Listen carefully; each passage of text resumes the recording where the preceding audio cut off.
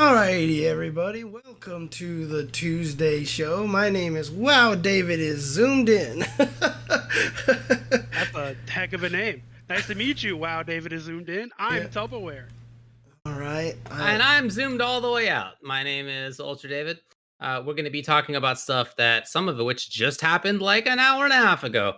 We're going to be talking, as you can see, about the SF5 summer update, and included with that, Oro, Akira, Luke, Guile looks like something in Fortnite, and we'll talk all about that stuff. Oh boy. We're gonna have a guest, Ryan Hunter, on, who's a real good dude, and we'll be talking about his background and Guilty Gear and Strive and all sorts of stuff like that. Lots of things to get into when it comes to that front. We're going to be talking about whether Strive is dead. R.I.P. Strive, maybe. I will get to that. Rip. Lots of other stuff to talk about when it comes to 5-5 matchup. We got some interesting topics. Then there's some other game news to get to. There's some tournament stuff to get to. Upcoming is EVO. We'll talk about that, but let's begin by talking about this SF5 summer update that just happened a couple of hours ago. We're going to talk about each individual character, but just as an overarching feedback, what do you guys have to say? Oro looks cool. Oro looks really cool. I'm really excited so far. I'm just really happy with the kind of transparency that we're getting from the guys and everything, and I think we're getting a lot of really neat information from them, and that makes me super happy.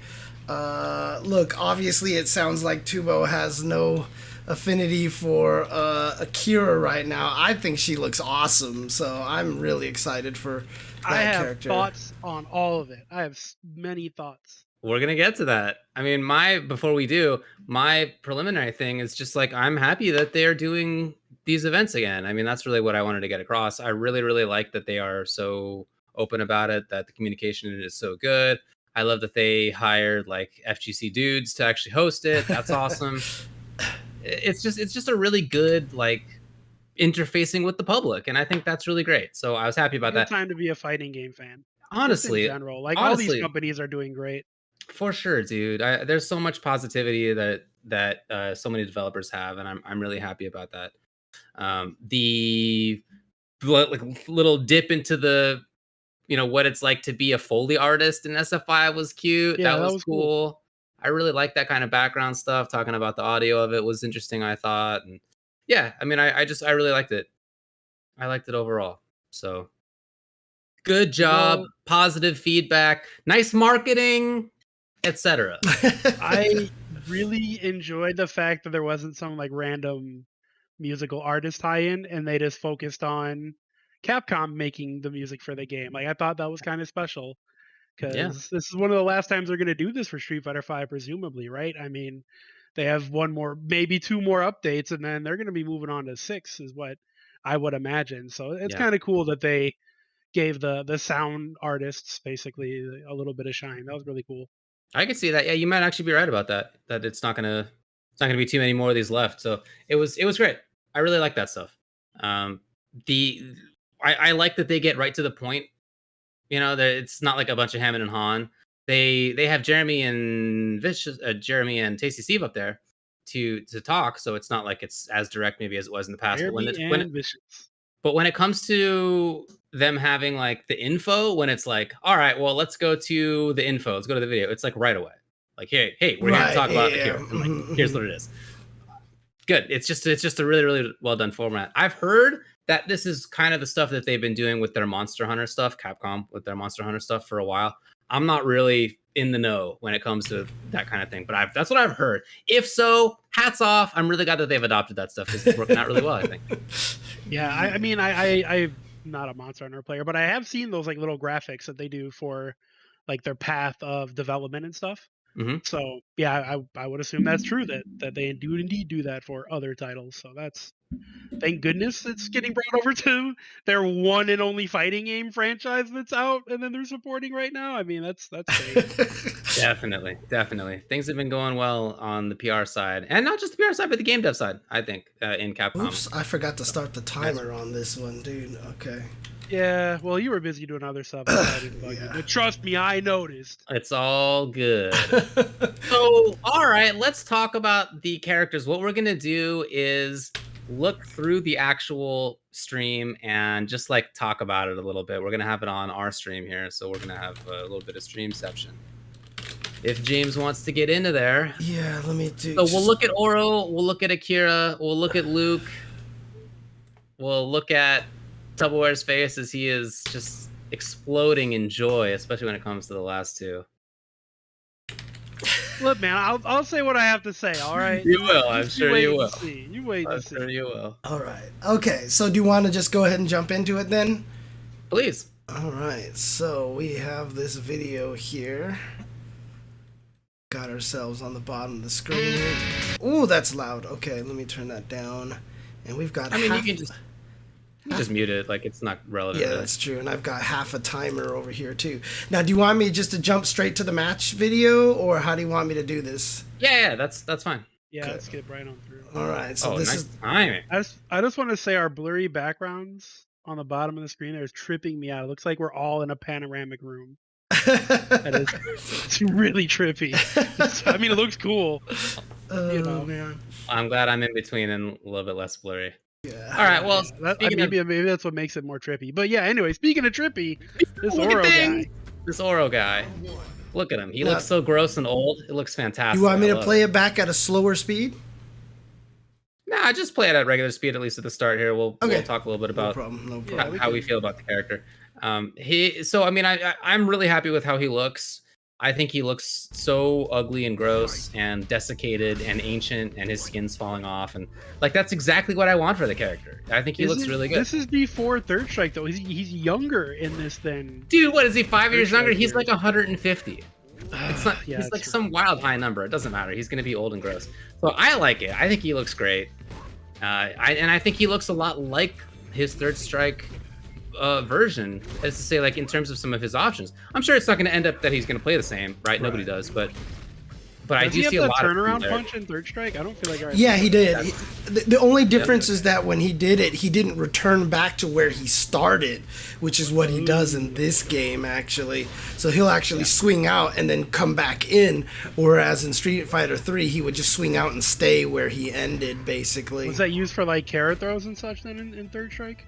That wasn't really a big deal for him. He didn't get too much out of it, but it was just like a nice forward moving poke. Yeah, it was a good Sucks poke. to suck, Oro. Well, he wasn't one of the bad ones, but he was about mid. Yeah, he's like clearly if you're mid. not top tier in Third Strike.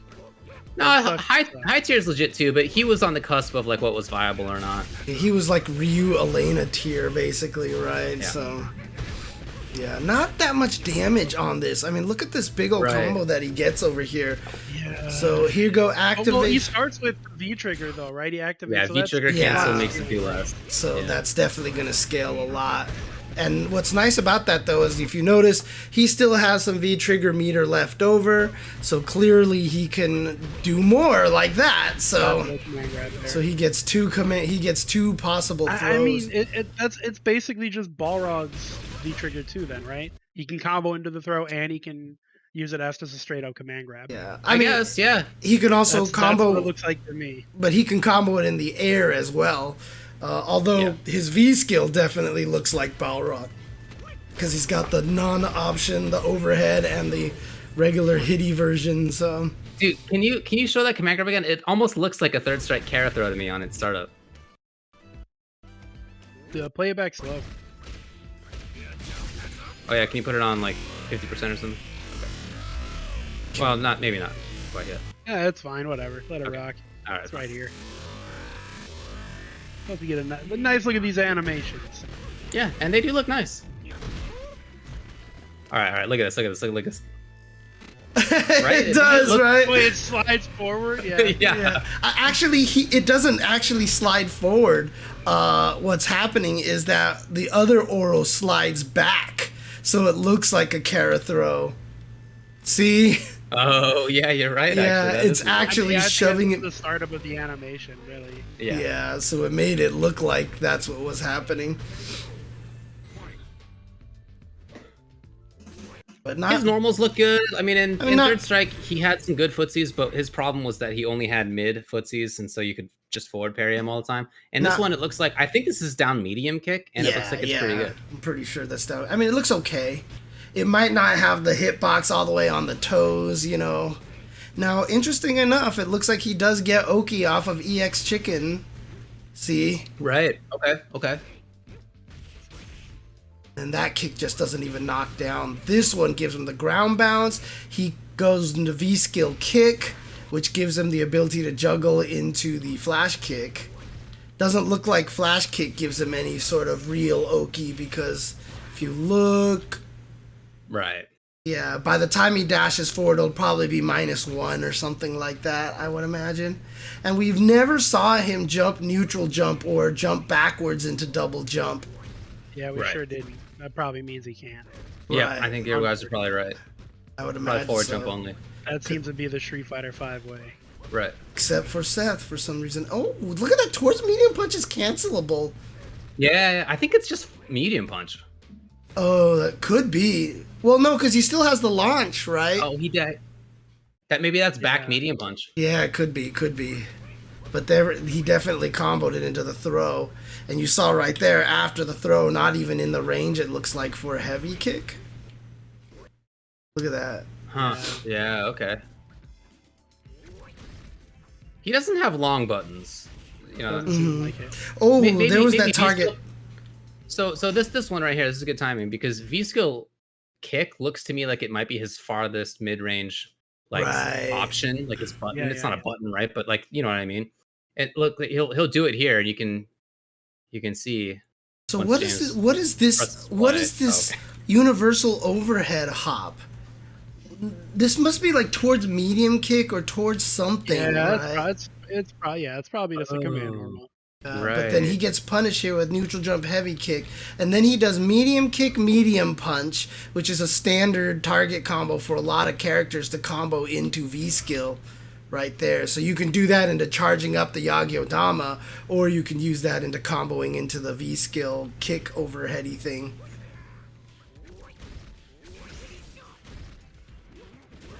Oof. Yep, in Third Strike, that hop was medium punch, medium kick.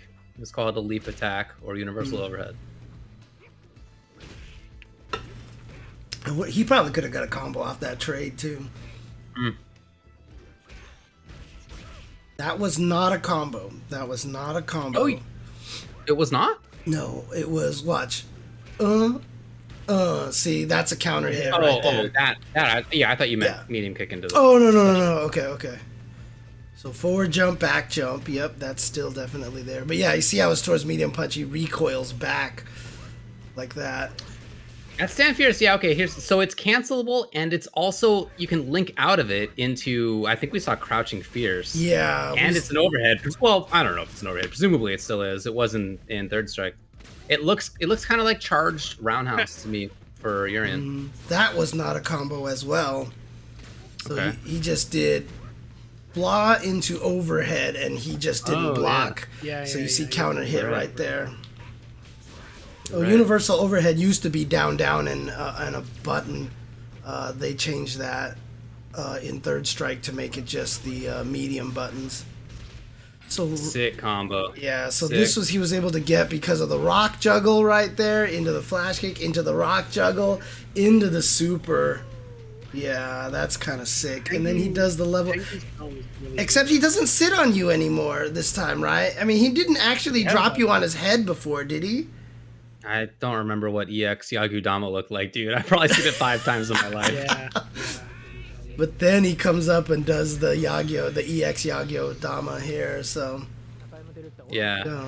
Yeah, I mean, as far as the V skills go, to me the interesting one is V skill, I think 1, which is Yagudama. Yeah, which is, of course, the fireball, of the booger, whatever. That one looks cool, but it also seems like it's going to be situational to actually get it out. In that match, like he doesn't have these rangy options, you know. It's not like he's playing like far footsies. He's just he's like scheming for it. It looks like he's got some situations that it can guarantee it on knockdown, But as far as like you're just like in neutral and you're like Yagyu-dama, I don't think that's really gonna happen very much unless it's like Yeah, I don't think you're so versus like either. Zangief and you backdash or whatever, something Right. stupid like that. But in And, general, probably not. or he has that target combo into it, right? Because we definitely saw that. Yeah, some guaranteed that. stuff. Yeah. Yeah. I mean, we also don't know how good his fireball is. There could be situations where he's full screen fireball battling with Ryu or Guile or whatever, and V skill 1 becomes handy. Then he can win those fights. Yeah, I could see that. So, And maybe. what I'm interested in as far as playstyle with this character is, yeah, I want to test that out. I want to see if I can play a zoning Oro. I think that could be kind of fun with Yagyu-dama and then with Tengu Stone to pressure or get combos and stuff like that. He seems like the kind of weirdo that I like. He has, I guess, command grab option if you want to have the trigger, but I think I'd probably want to have Tengu Stones. I don't know. We'll see. To me, though, I'm interested. I think he's the kind of like weird character that I really like, and that's part of why I thought he was really cool in Third Strike. And in this game, he looks weird and gross and old, fantastic, and he also looks like he's got a lot of the character, like the play style from Third Strike, and maybe even other stuff. Again, like, can I zone with him? I'm very curious. So it seems like a nice fit for me. Yeah, I mean, I like I said, I can't believe they actually made it so that I might be interested in Oro, because like I said, I've just never cared about him in previous games, and so he actually looks really sick here, and I'm actually excited about that. So I'm glad.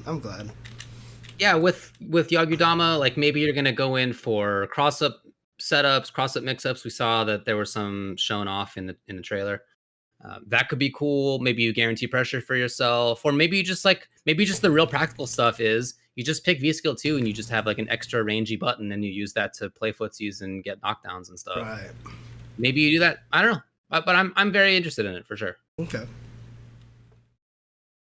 He's got that turtle, that little boy turtle. The turtle I is think really that's cool. a really cool touch. Yeah, It's so Yeah. cool. I mean, So cool. it's like I said, the fact that we're in a 3D game, like with Gil, they made it so that he has to face a certain direction no matter what, just to keep the ice side forward or whatever.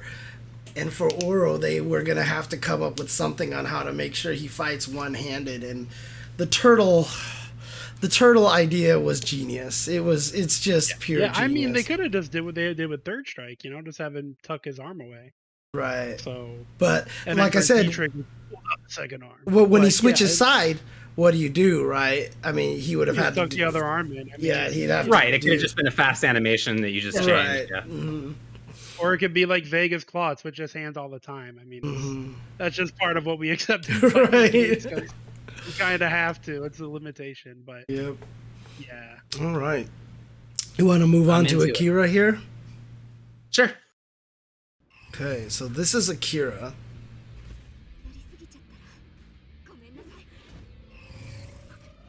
And again, Versus Akira. yeah.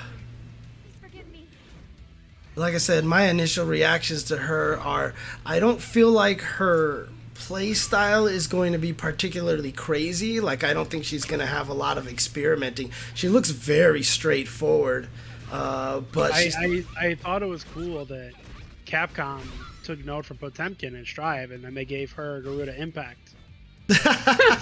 God, you could only wish that was, if that was Garuda Impact, then she would be busted in this game, dude. Holy Imagine crap. having a plus 30 option in Street Fighter 5. I know. I mean, well, when she does a meaty coming up, it looks pretty plus. It does look pretty plus. Definitely yeah. not plus 30, but it's probably like Yeah. plus 8 or something. Hang on a second. Yeah. I just want to take a look at this V trigger activation here. So it's a 2-bar V trigger. So both of her V triggers are 2-bar here, just as a note.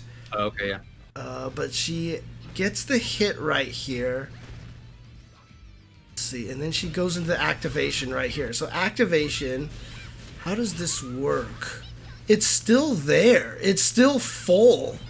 And it hasn't drained at all. So, okay, tech on that. Do you think that's That's just a like a really canned long V-trigger timer? activation? Maybe I'm not that sure. could. Oh, that look could at that. be- All of a so sudden, she half used of it it's there. gone. She used it there, yeah.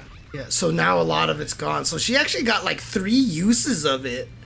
Yeah, maybe David's right. Maybe it's like a canned V-trigger activation animation that I... But I mean, for sure, in the display that they were showing earlier, it seemed like it didn't. You could hold it and make it not do something. Because remember, they were saying that earlier, right? Yeah, there's a cancel to So it. cool. So she's got some invulnerable stuff. Right here, she gets this launch into the air combo. turn. Look at that. That's so sick.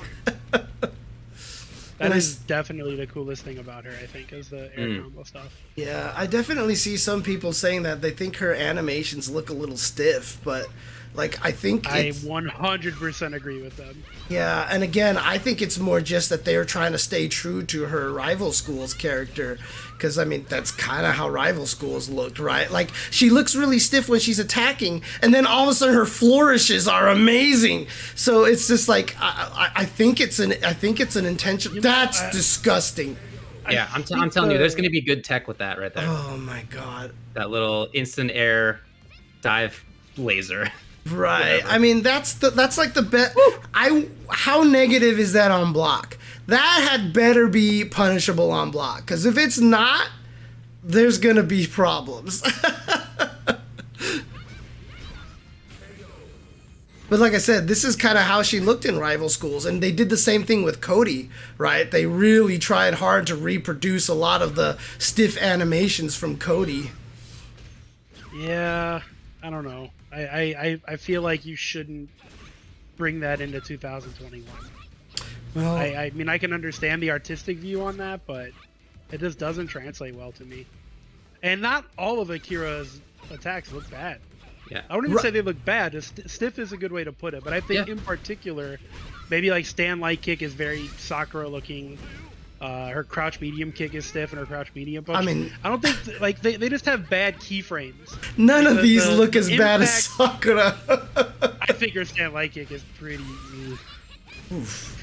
like this stuff is dope, and like all of her V-trigger stuff looks dope. So it's like a weird mix of some stuff looks great and other stuff is again though. That's what makes me believe like it's intentional, right? Because a lot of stuff looks amazing, and then all of a sudden, like, it's just her normals that look a little stiff. And like I said, I feel like that's just a design choice, like what they did with Cody, right? A lot of people complained about the way Cody looked when he came out as well. Same kind of thing, right? Like his V-skill just looks like he kind of goes back and forth, and they kind of did that on purpose, so... For me, it's her arm motions. Her arm motions look like her arms are like on pegs, and they just like don't really move. Well, that's also part of Bajikon style. Like that's literally how that martial art looks. I remember you talking about that during the stream, and you were like, Yun does that, and Yun doesn't look like that. Yun looks really good. Yun looks fantastic in both 4 and Third Strike. Yeah, so it doesn't need to be that way. I mean, I don't think that she's like a particularly well animated character, but I also don't think it's like bad. Like for me, it's, you know, I wouldn't have thought to remark on it really, unless you guys were talking about it. So I'll talk about it, but it's just like not a big deal to me either way. I wouldn't say it's like great or not great. Yeah, I mean, especially at this point in the game's development, it's kind of whatever. I'm not too concerned about it. I don't think she, like I said, I thought she looked fine. I didn't notice anything strange about her animations. James was like, Capcom, you're still gonna hire me, right? Until people were started talking about it. I was actually surprised. I thought she looked sick. But again, like I said, cool. I'm coming from the point of view that she just looks like her Rival School self, right? And that's what kind of gets me excited about that. She just looks that way, so... I think she looks really strong. I mean, to me, that's what really comes out from this. I think she just looks like a really good Street Fighter V character. She's got like, what do you need that's good in SF5? You need like good normals, plus frames, the ability to get Oki and Snowball, the ability to do significant damage, the ability to walk around quickly. Like she's got an invincible move. She has a 3-frame normal. 100%. I'm not even going to look into whether the frame data is true. I believe she will have a 3-frame normal. Absolutely. Oro will not. I can just tell you that's going to be the case.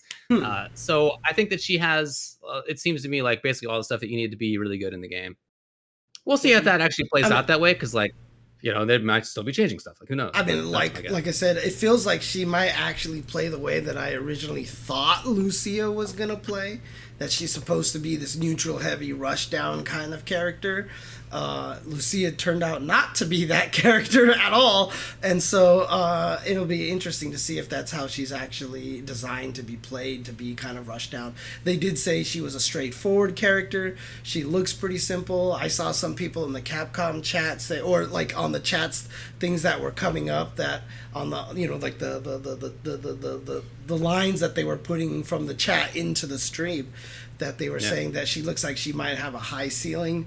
I don't necessarily agree with that. I think she seems to be pretty much like, once you're going to be able to figure out what she wants to do. And like you said, the Oki and all that stuff like that seems pretty, probably is going to be pretty self-explanatory, but I just want to land some air combos with her and go nuts with that. So I'm not even sure that's going to be the better V skill, right? Right. All right, so they showed off Oro and then Akira, and then they were like, oh, that's going to be it. And then Vicious was like, you guys think that was it? Oh, okay, well, check this out. And is that what he was like? Yes, I think that was actually a verbatim quote. And then they showed off this masterpiece. Oh. And it's crazy, too, because it has been confirmed.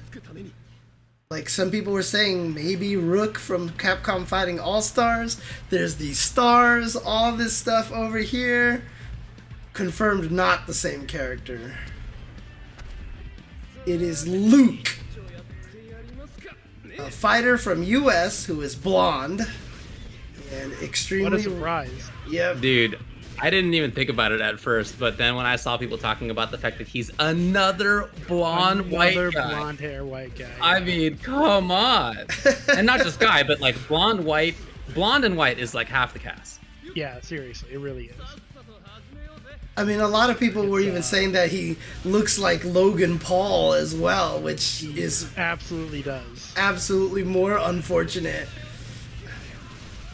I mean, maybe that's what they were going for. Probably. Let's get the YouTube kids involved. I wouldn't be surprised. Some of his... Okay, all right. So the design is not for me. All right? I'm not into the design. To me, it looks like an attempt to make a new protagonist for Street Fighter 6, because they do say that he's going to be figuring into like the future of Street Fighter, however the phrasing was. Like heavily... Yeah, can we actually look at that real quick? Because I would like to see what the phrasing was as well. Okay, sure. Says, even though we're in the final season of Street Fighter 5 and this is the final character, we feel strongly that Luke will be a great addition to the game and that he has a bright future in the world of Street Fighter. Yeah, he almost for sure is going to be a Street Fighter 6 character. Because he said something... he said something that sounded like that, but maybe I just remember wrong. 5 characters. Talking about expanding the Street Fighter universe. Yeah. I feel like they said something about that. Yeah, the final is a new character. Oh, this is what it is. There it is. The name of this new character is Luke, and he will be expanding the world of Street Fighter. Yeah. And then on Twitter, the at Street Fighter account said, "Meet Luke, the brand new final character for SF5 and a key player in the future of Street Fighter." There you go. So he absolutely has to be a launch character of a Street Fighter. Yeah, I agree. Yeah. So to me, he looks like a protagonist, which is not praise for me. Not praise for me. I mean, I think that the protagonists in fighting games are almost always like among the least interestingly designed characters in their games. I don't know that there's an exception to that. Maybe the closest that I can think of is Ragnar, who I think is actually kind of cool. But just looks in like almost every case, it's just like boring folks. So this dude looks to me like it's that design. It's pretty boring and simple, but when Street Fighter 6 comes out, people are going to be like, oh, the main character, and play him just like they do with whatever the main character is in other games. Yeah, but that sounds like a mistake, right? I mean, when Street Fighter 3 tried to do that, it didn't really work out very well. However, That's I mean, true. There's a very KOF-y vibe about this character, you know, and KOF has done that. They keep switching the pro tag between the games and such, so, you know, maybe it's kind of, they're trying to go for that kind of vibe or something. Does Scorpion count? I mean, launch in MK1. I don't think anybody looks cool, but in MK11, Scorpion looks cool. Yeah, but he wasn't the main pro tag, right? So you can't really count him as the pro tag. That's Liu Kang, right? No matter what. And he looks whatever. They all look fine. Anyway, as far as the design, I think all three of us agree he's like not something that we're super interested in. I have seen people on Twitter say that they really like it, so there are people out there who are into it, but it's not for me. For them. I just want to punch this guy in the face. Well, he looks like he's really good at punching people in the face. As far as the gameplay goes, like, well, what do you think about the gameplay? What do you think about what it looks like his options? Whatever, he looks like a KOF character to me. I mean, to be honest, like the way he plays, he looks like he reminds me of who's the boxer that Hell Pockets played. Are you talking about KOF 14? Nelson. He reminds me of Nelson a little bit. Yeah, the way he moves and punches reminds me of Nelson. Even though he's clearly like an MMA fighter, not a boxer. Yeah, the way he moves is. I mean, obviously this is the main thing, but like you notice he has a fireball and then he has an uppercut, right? Like he's definitely in pro tag land, basically. Okay. You know what I mean? He's got fireball, uppercut. He even has like a turnaround. Fireball and uppercut. He was not a pro tag until what? Like this game? Who? Sagat. Oh yeah, I guess that's true. I mean, he's like the antag. Right, but that was the whole thing, right? He was the only other character that had a fireball in Street Fighter 1, which is what made him the boss, and then he got scarred, so in Street Fighter 2, they gave him the uppercut because he wanted to learn a way to challenge what Ryu did to him. It's all part of the lore, right? That's why Sagat has a fireball and uppercut. It's all kind of... Mm-hmm. And, oh, look, like maybe a spin kick? I don't know. Yeah, but I mean, I think he was... Yeah, go on. Go ahead. No, I was gonna say I think he can be his own thing and not have to be or anything to be a pro tag. The hardest thing about him for me so far is that because everything is punchy punch, he kind of makes me feel like Tekken, and I can't tell the difference between anything that he's doing. You know what I mean? A lot of it looks similar. Yeah, I do agree with that. Even though there are kicks, there are knees, he's doing other stuff, but there's definitely a lot of like punchity punch. Yeah, did he do any kicks at all outside of this? Outside of that overhead, he did several kicks. Yes. I gotta look at this again because I just don't even remember seeing. He did several kicks. Several kicks. I'm pretty confident in the number. Because does he not have? Okay, there's one kick. There's another kick. Okay, yeah. Okay. Got it. All right. Okay, that counts. Several. I think that's fair to say. That's several kicks. But obviously his strength comes from his punches, right? So. So that's probably like a V skill charge up or something. Yeah, absolutely. Yeah, after he does those. Okay, a knee right there. Another kick. Okay, that's 7. Doesn't do a lot. That obviously is one of the coolest things. That looks like a V-trigger. That actually looks pretty cool. Yeah. As far as it's just a V-trigger activation, right? It probably is. Yeah. The playstyle for me doesn't look like it's super interesting either. I don't think that I want to play the character. But again, like I've seen other people on Twitter being like, "Oh, this character looks like it's going to be very interesting to use." So whatever. Different strokes for different folks, but this one's not for me. Anything else you wanted to go back and look through, or just I think we're good at this point? Yeah, when SF4 was coming out, I do think that they tried to make a push for Abel to be the main character, right? He was supposed to be a pro tag. But he still is in the story. So people just didn't care though. So it just didn't work out. Raz in the chat says, though the producer has confirmed that this is not Luke from the canceled Capcom All-Star, there's still way too many coincidences. Hairstyle, birthday in November when he comes out, created by ex-SNK artist, voice actor is the same as KOF Kyo. Is that all true? By ex-SNK artist. See? Definitely KOF character. Hey, you nailed it, dude. That's wild. I know my shit. Thank you very much. That's wild.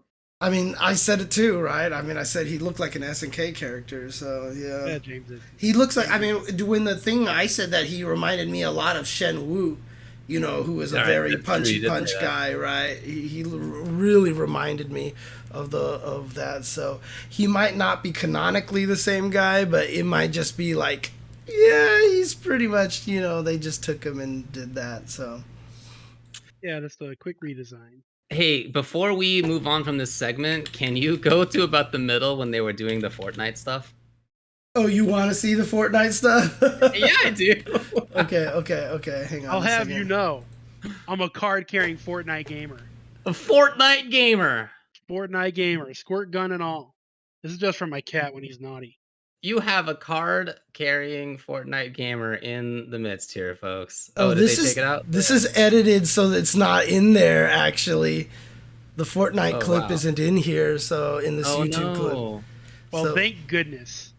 Oh, no. Well, you guys will just have to imagine how bizarre Guile's face was. I don't know. You probably all have seen it at this point, but Yeah, it was weird. It was so real weird. weird looking, dude. So oh weird. my god. We're gonna have to have a talk, S-Kill. right? Yeah, that's it. We're gonna have actually, to have a talk there, Seth.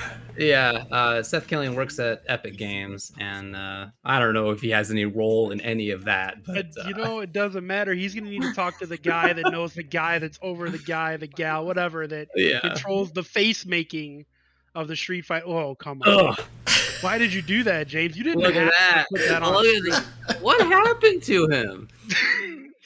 He looks like someone who's cosplaying as Guile. No, yeah, that's exactly what I at a said. con. Mm-hmm. Like There's it's somebody just who not shows Guile. It's not him. There's a comedian or somebody who shows up in comedy movies who looks like this, and I just now it's gonna bug me so much. But he Rob Riggle. really He looks like Rob Riggle. Rob Riggle. Rob Riggle. That's what he looks like. He looks like Rob Riggle. You're Yeah. right. I just googled it. You're totally Yep, right. He looks- I knew exactly who you were talking about. Okay, It's a okay, yeah. comedian that shows up. It's Yeah, Rob yeah. Riggle. He Rob looks like Riggle. Rob Riggle with a box of French fries on his dome. Who the Absolutely. heck is Rob Riggle? This guy? Yeah, this guy. Absolutely, he looks like Rob Riggle with blonde hair. You don't see that? Yeah, come on. You can't tell me you don't see that. Face shape for It's sure. the same face shape, For absolutely. Yeah. sure. It's like a slightly upside down rhombus. Yeah, that's. Oof. Anyway, it's not great looking, folks, but there you go. So, oh, here you go. Here's Guile's emote or something. Da-da-da-da-da. And that just Yeah, looks yeah. so Weird awkward. pants. I don't know. Like, Why does she have weird pants? Why not just change her outfit? She could have cool pants. Yeah, I don't know why they're weird. Yeah, I don't know why they gave her weird stealth pants. it's so But bizarre whatever. looking. This weird bodysuit. Yeah, it was Dude, look at Weird- he crouches weird down. choices. Like I like it's a reference. Okay, cool. He has to crouch down first because it's a charge move. Awesome. But I mean, they have trillions of dollars at Epic. They could have made good animations for sure. Oh yeah. I don't know. I think it's real Listen, weird. man. Why did they pick Street Fighter 2? Why do they keep picking Street Fighter 2? Because Those it's are Street like Fighter different- 2. What is anybody the knows. crossover between Street Fighter 2 fans and Fortnite fans? Like, it can't be big. Here's the It crossover. cannot be. Here's the crossover. When I went to go hang out with my nephew and he was playing Fortnite, and I was like, "Where's Ryu and Chun-Li?" That's the crossover. It's the generational crossover. It's like people and their kids or their uncle nephew kind of relationships. It's definitely like generational for sure. I guess. again, I mean, this is kind of leaning into what Brian F was talking about on his stream. You know, the fact that why is all this stuff always referencing Street Fighter 2? Like, the teaser was a picture of the Street Fighter 2 cabinet with the Super Street Right. Fighter 2 character select and stuff, you know. I mean, honestly, it's just one of those things that, again, it's just like Street Fighter 2 is so deeply embedded into our popular culture that people can't escape from it, right? I mean, this is what I mean by when this game came out, Street Fighter 2's popularity was ridiculous. You know what I mean? Or all those old ass boomers that played Street Fighter 2 when they were 17 are now 47 and they're making video games and they're like, "Hey, I'll put my favorite characters in my video game." Dude, that actually That's makes true, complete too. sense. That's a It's lot like of- it's like how it's exactly like how Mortal Kombat ends up with every 80s like action star and villain. Because Ed Boon is just like, I like these characters. That's absolutely how it works out. Yeah. For sure. Uh-huh. I haven't talked to anybody at NRS about that, but 100% that's what happens. And I can definitely Dude, let's put what the kids love. Let's get Rambo and original RoboCop and Alien exactly. and Yeah, Predator. no, it's just Ed Boon being like, remember Alien? Like that's totally what Yeah. happens. Pretty much. Pretty much. That's why the Ash theory actually made sense to me because it is in complete keeping with exactly the kind of stuff that Ed Boon. Yeah. I really, really believe Ash was going to be in that game. All right. Well, there it is for the SF5 summer update. Our thoughts, etc. Thanks for Whoa, putting it's not that time up for the mailbag, James. No. Sorry, just doing some fixing. That's all. Okay. Well, do you guys want to take a quick break then and get our guest into the stream so we can talk about the other fighting game right now, which is Guilty Gear Strive? I'm not sure we can do that yet. Yeah, it's pretty early. On account of he hasn't checked in yet. Yeah, it's also like 20 minutes early. It's a little bit early. So maybe we could just fast forward to number 3 here, and then we'll do number 2 after that. Or I can swap their position, and now 5-5 Ultrachen is number 2. Amazing. So let's do that then. Let's go ahead and do that then. Let's hop into this. Number 2, 5-5 matchup.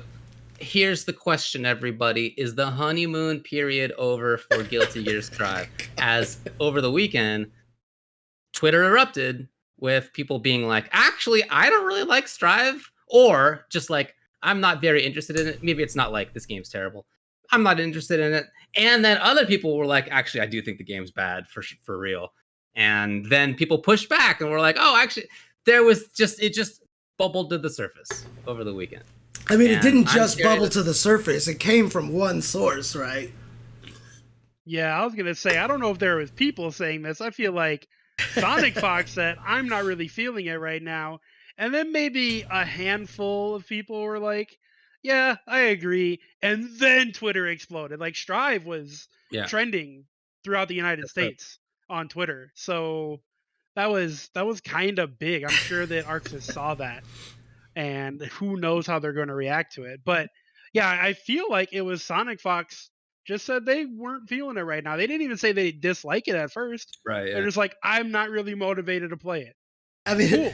The craziest thing, everybody like took that and ran with it. Everybody responded to his tweet. Was like, right? Yeah, I feel the same way. Da da da da. And even Sonic Fox afterwards was like, man, I was just voicing an opinion on Twitter. Yeah. Like he was like, even they were saying like they weren't trying to like make some sort of grandiose statement, just that they were not playing it at the time, and that's it.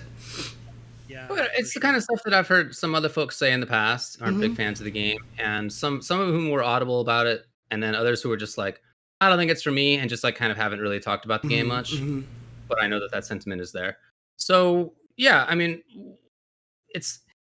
I guess there's two things to say about this. One is, do you think that part of this is just the influence of really, really high profile folks in the scene like Fox? And part number two is like, do you think that the honeymoon period is over? I mean, because it might be, even if people still like the game. What's your take? My take is people should like what they like and not worry about what anyone has to say. And that's pretty much all I really have to say about the first part. Like, come on, guys, play the games you like. I mean, I agree, but do you think in reality that there are people who are just like, in reality, I think the people that would see Sonic Fox or Ultra David or James Chen or anyone say, I'm not that interested in playing this game, they weren't interested to begin with. They weren't that invested to begin with. They were just playing it because it was a flavor of the month for them, and they're going to move on to something else. Fine. That happens to every video game, not even fighting games. That happens to every video game that's like a big release for that genre. Every Call of Duty, every Counter-Strike, even though there's like 2 of them, like, every big release, there's going to be a huge player base that's going to dwindle down to the people that really actually enjoy the game. So that's cool. Like, you guys go do you. So I don't think on the greater community that anyone saying that they're not playing the game anymore is going to get everyone else to stop playing. I think things that stop people from playing the game are more like the developer announces they're not supporting the game anymore, or they make it obvious they're not supporting the game anymore, like Capcom did with MVCI. Things like that are things that help kill games, not, Joe Schmo 678 saying, oh, I don't really like the game. I don't think it matters. As far as the honeymoon being over, I remember when Dragon Ball FighterZ came out, and 2 months into Dragon Ball FighterZ, the same fucking discussion happened almost verbatim. Was, I don't think this game has depth. I'm kind of getting bored with it. There's no sauce. There's I no don't even juice, think it blah, took blah, 2 blah. months. I mean, well, people were saying that Mhm. for Dragon Ball Fighters as well as Strive before the game came out. Right. Then the games came out and people went, "Oh, it's more than just auto combo. Oh, it's more than just whatever." Yeah, that's true. And now they're back to this game has no depth. We figured it out. And like, shut up, Right. everyone. Like, I'm so sick of this. Like, just shut up and play the damn game. I'm sick of all of this like nonsense of this game is shell. Like, just shut up and play. And a year from now, you're gonna be like, "Oh, damn, I was wrong." I mean, from my perspective, I mean, is the honeymoon period over? Yeah, because like Tubo said, this is a honeymoon period for every game. Like every game goes through this, right? Like every single game goes through this. But the fact that the Steam numbers are still pretty strong right now, I think is a good sign for it. And plus the other thing too is it really just depends on where you come from, right? So if you're a Street Fighter player, you're coming into this game and you're just like, holy crap, there's so much to do in this game. And if you're coming from the Guilty Gear standpoint, yeah, the game is going to be more limited because it is, right? Like, we're not going to mince words about this. Is it the same depth as the previous Guilty Gears? No. But at the same time, does it have its own depth? Is it its own fun? Absolutely, right? So it's one of those situations where, people are going to find themselves bored of the game if they, are expecting something. But like I said, a lot of other people coming from the other side of things are seeing a lot of fun and excitement from the game. Even as a person who did come from old Guilty Gear, I still really love this game right now. And I feel like I'm still seeing a lot of really kind of sick tech that people are coming out with that I'm excited for. Like, there was that new thing that someone was doing with Zato, where once you get the positive bonus through a wall break, you get the wall knockdown on the other side. And what they would do was jump cancel BRC downwards to slow the opponent down so they could unsummon Eddie and then keep poking you. And then Eddie comes back during the slowdown so they could resummon him and just basically lock you down in the corner with jump cancels into BRC because the positive bonus keeps giving you the meter for that while you're attacking and gaining me. Like, I feel like we haven't even scratched the surface yet still of a lot of the BRC shenanigans that we can do in this game. I mean, there's like weird body turn stuff going on with Gold Lewis. I don't know if you saw that today, but I got found out that Gold Lewis can do an identical looking overhead or low after a deep jump in. Yeah. So I don't know, man. It just feels like every time these game is figured out conversations come up, like more shit gets found that just proves that just shut up. Everyone shut up. Shut up. Yeah. Sorry, I just wanted David to. James? No, because David was about to talk. I just wanted to let him speak because he hasn't said anything about this yet. So, the only thing that I want to say is, what Peter says in the chat. I can just hit hit 5 with Soul all day. And that is why I said I think he should have gotten nerfed, right? Because there is that reputation now that Soul can just hit this button. It's the only plus / in the game. Next closest one is -4. Like, why does he have one that's... Yeah, why is his... He needs it, James. He needs it. Why does he... It's just like, that's what I'm feeling like. They should have nerfed that move only, and then let the game continue to rock forward and see what would happen. Because right now, it's too much of an easy talking point of people downplaying the game, right? Oh, but who cares? Yeah, Soul can do... I agree. And I'm not calling Peter out, by the way. He's joking, obviously. He's just, joking about it and stuff like that. But there are legit people out there who will use it as a means to put down the game, which is why I think that should have gotten nerfed. Anyways, sorry. Go ahead, David. So I kind of think that would happen regardless. Maybe it's with Soul right now, but if Soul gets nerfed, then the people who have that view and have that to say would just say about something else. Yeah. I don't think that's. Yeah. I don't think you can really like shoo that away. That's just going to be there. So yeah, I mean, is the honeymoon period over? Probably. It's because it usually is like a month or two. But as far as the take of like, is the game too simple? I've certainly thought that games have come out and been too simple. But I think in in retrospect and on having thought about it more, the most I could say is really just that I don't see the value in it, and other people do, and that's relatively speaking. Somebody's more accustomed to some level of complexity or whatever. Some people like others, whatever, different kinds of complexity or lack of complexity. I think it's just very subjective. So I'm trying not to say that anymore. As far as Strive goes, I definitely don't think that it's complex. I don't have the experience to compare it with previous gears, but I don't think that that's necessary to say that I think the game's not simple. Like I don't see there being any need to know what other games are like to say that this game is not simple, in my view. So I still like it very much. I think, look, there's a significant contingent of people who are in the FGC to the extent of like being on Twitter and maybe following like their favorite person's stream, which totally counts as being in the scene, but like that's what they're doing. I think that some of those folks are definitely more susceptible to the views of the people who they follow, for just not having as much experience in the games themselves.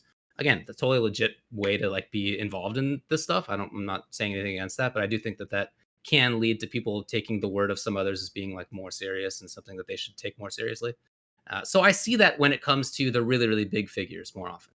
I almost feel bad for Fox that like they have to like keep in what they want to say, or else like maybe they're gonna like set off the Twitterverse accidentally. Yeah, it's like a bummer, kind of. Part of the gig being the best of any dude. I mean, I responded to them as well, and I was like, dude, I don't even have nearly the influence that you do, but gosh, there have been times I've said stuff on Twitter and it just blows up. It becomes the conversation of the week, and part of me doesn't believe that it was from me. But a lot of times it is. It's my fault for stating some crazy opinion about something, and like all of a sudden it blows up, and I'm like, I just wanted to say something on Twitter. I just wanted to say something, not like you have to know that it's a possibility. Like yesterday, I said that I liked both Street Fighter V and Guilty Gear Strive in a tweet, and that kind of became the engagement of. You had MK11 in there too, right? So like I that's the nature of it. I could have phrased that tweet better, to be clear. But also, like I get the risk of it. To tweet stuff. It's usually not that big of a deal. But again, neither of us have anything like the reach of Fox, so I get that that's a bigger issue for them, and I kind of seems like a bummer to me in some ways. Unlike me, who is obviously the most famous person on this podcast, you could say that does have the reach. Guilty Gear Strive, and they would play it. Yeah, absolutely. That's happened. I think that is happening. I mean, it's crazy. I've literally had other people who have, larger Twitter following. I've talked to some of these people, and they're like, "Yeah, this is why I just don't say anything crazy on Twitter."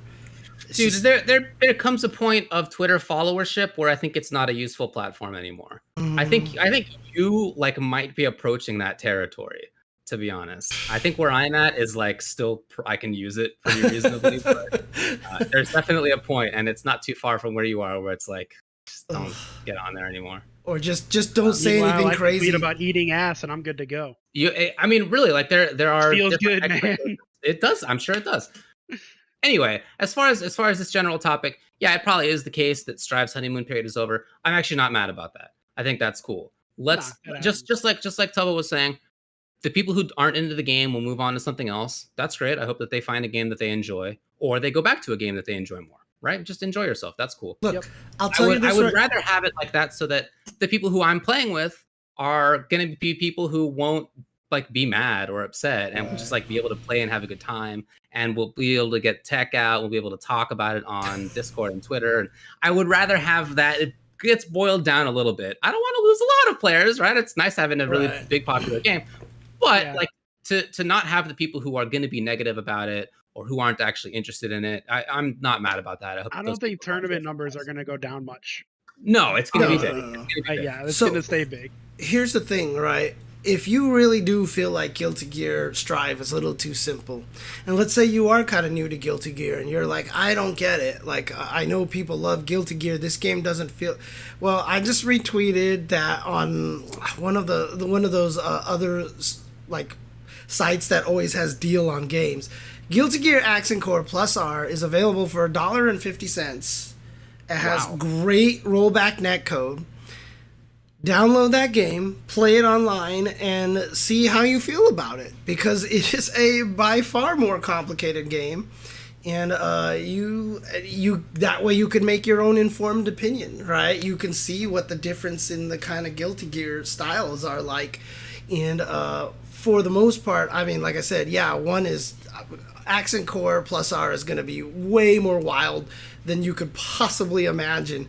But at the same time, that can be daunting at the same time. So it's like, you know, it's one or the other. It just really depends on the person, and, you know, play the fighting game you like, man. Form your own opinion. Yep. It's just At the end of the day, play the shit you like. And again, Have fun as out long as there, you can folks. play it, you know. right. As long as you could afford it. But yeah, netcode, etc. yeah, but, you know, mainly the thing is just, you know, form your own opinion, right? Just enjoy the game, and I'm not saying you should like Strive. If you don't like Strive, I totally get it. But like I said, just form your own opinion. That's all. If you don't like Strive, I don't get it, and I hate you. Well, as far as somebody who has seen all sides of gear, our special guest, Ryan Hunter, has been on all sides of gear in the past, as well as many other games. We're going to be talking with him about all that stuff and Strive. But you want to take a short break, Yes. and we'll get him installed here? All righty, let's do it. Installed. All right, let's do it. All right. Be right back, guys.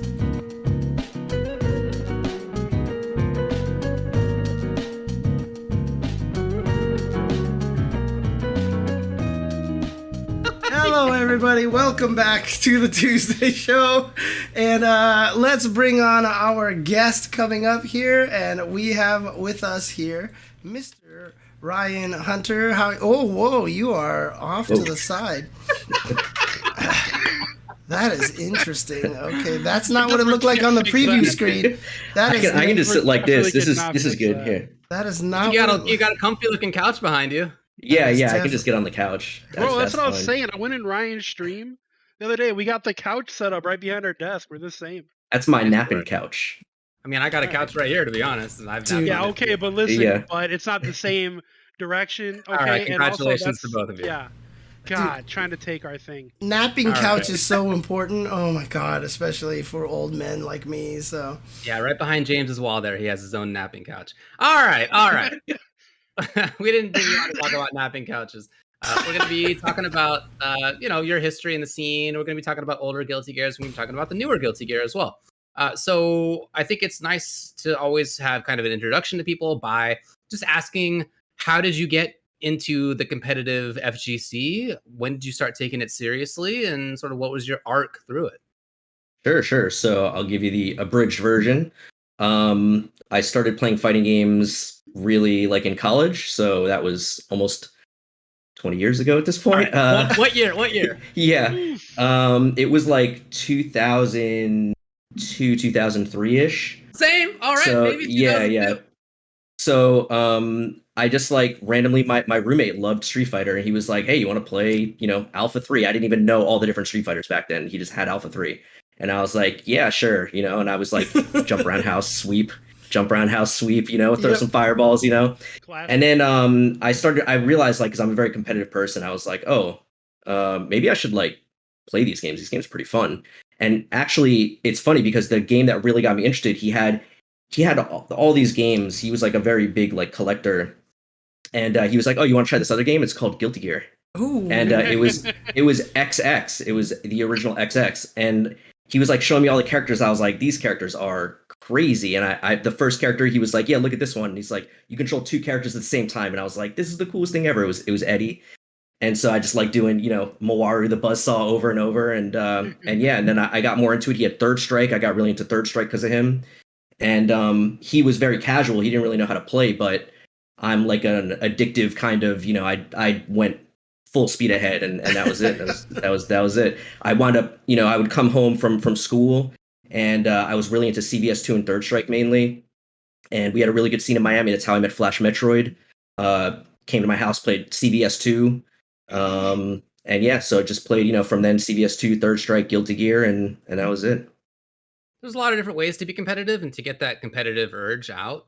Why did you land on fighting games? I mean, surely you like knew other people who were doing other games. Why was this the one? I don't know. It's just something about it. It just felt like very pure. You know, it's one versus one. You're in total control of everything. It's just there was something about it. It was the classic comparison that we've always made is chess. I'm sure everyone has heard the comparison to chess, and it really did feel like that to me, where it's like a mental game but being played at a very, very fast pace. So there's an element of planning and preparation and knowledge and all that stuff, but then there's also an execution element, and that was it just seemed like it had everything basically.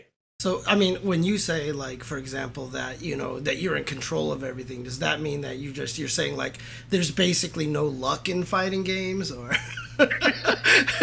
Yeah, no, actually, no, that's exactly right. Because one of the other things that I do kind of competitively, I'm very addictive. So anything that I get into, I really go like 100% basically. Have you ever tried cocaine? No. What? No. Yeah, You no. managed to live in Miami all this time. Okay. Yeah, that's what I'm saying, man. No, I mean, all joking aside, I don't do any drugs or anything for you know, that kind of reason. I really just have no interest. So fair enough. Yeah. But yeah, I play like card games. I play Magic, Magic the Gathering, and I consider that my hobby away from fighting games, because I can't take those games as seriously, even though I do play competitively. But I don't really. It's hard for me to take it the same way, because at the end of the day, there is always an element of luck, you know, and that's really what separates it for me. That I just can't. I can't get over that. You know, you are in a lot of the control, and there is a lot of decision making, but at the end of the day, you can do everything as best you can, and it doesn't matter. Whereas in a fighting game, you know, you can always do something better. Always. Okay, so when it came to your like path through the scene, I know you played a bunch of different games. What were the games that like stood out to you as you were doing that, and in terms of like your favorites, and what was it about them? Like, what were the things that you really cared about them that made them your favorites? You make me pick favorites. Dude, I know you have a long list. So. Yeah, honestly, every game I played, it sounds kind of cheesy, but every game I played, there's something about it that's really, you know, pretty special, pretty unique. Okay. Third Strike has a very special place in my heart. I know that's how I met you. You know, just I don't know, 15 years ago or something. I think we were at like an Orlando tournament, Com Warrior tournament. A million years ago, yeah. Yeah, you were the Q player. You were the Q player that everyone didn't want to fight because no one knew the Q matchup. Yeah. So, yeah, you know, Third Strike has a special place in my heart just because it was one of the first games I really played competitively, went to tournaments and stuff like that. I would say overall, though, my favorite of all time, I think is Uni from a couple years ago. I think out of all the games I've played, it is just perfect. I just love. You know, every fighting game has stuff you don't like. Every game has nonsense, and you know, there's gonna be some stuff you don't like. But for me personally, Uni had the least of that. There was obviously stuff I didn't like, but it had the absolute least. So, and the mechanics in that game are just beautiful. Yeah, I mean, what I'm trying to get at is like, what is it that you look for in fighting games? Like, what are the things that make them stand out to you in these instances that you're talking about? Interaction. I like games with good, interesting interaction, and that's really what puts Uni a level above to me, because you can take the same interaction and replay it 100 times, and it's different every time because of the grid system. Right. So it never, you know, some games you play them, and after a while you're like, I feel like I've played this round before. You know, I feel like I've been here before. It starts to get a little stale, a little repetitive. Uni, I never felt that. I never felt that once. It's even just playing the same person for hours and hours, it's still interesting. It's still different every time. Especially because on the defensive side is so active in Uni as well. Exactly. Right. So it's still one of, to me, the best system mechanic games of all time for fighting games is Unis. Absolutely. Yeah. I'm way too smooth brained to understand Uni. I walked through the Ryan at Evo 2019, and I was like, "All right, man, explain the grid to me." And he broke it down, and explained it like I was 5, and I just walked away glass-eyed, like I had no idea Sorry. what he just said. You did a great job trying to get my dumb ass to understand it, but man, I was just like, nope, I'm not a Uni player. I'll stick to whatever the next simple game is. I'll play that one. Thanks. Are you somebody Uni who is like when you start to play it, you can't really focus on the grid system right away because you're focused on the normal new stuff. How do I play my character? What is the other character doing? You know, what are my inputs? But then after like a week or two, you start to have your first couple of games where you don't have to think about that stuff anymore, and you can start to pay attention to the grid. You're like, whoa, this is cool. Or because you really do make decisions like based on the grid. Or you're like me and you played Nanase and Uniel and you flight canceled everything, so you never won grid. Yeah, so you never won the cycle. Yeah, exactly. Oh man. You've been into so many games that I feel are quite different, right? Like Uniel is quite different from Third Strike. Well, maybe not from Third Strike in some ways, at least. Yeah. Cross Tekken's different, Marvel's different, Yeah. Guilty Gear's different. These are all quite different games. So do you feel that each of the ones that you've been into have that interaction, or are you somebody who looks for expressiveness in a character or in a game? Like what are some of the other things that you're looking for that sort of bind all those choices? Yeah, definitely. That's definitely something I look for. Also, expressiveness, expression is definitely something I appreciate. I always tell people the way I pick my character is I just pick the coolest looking character.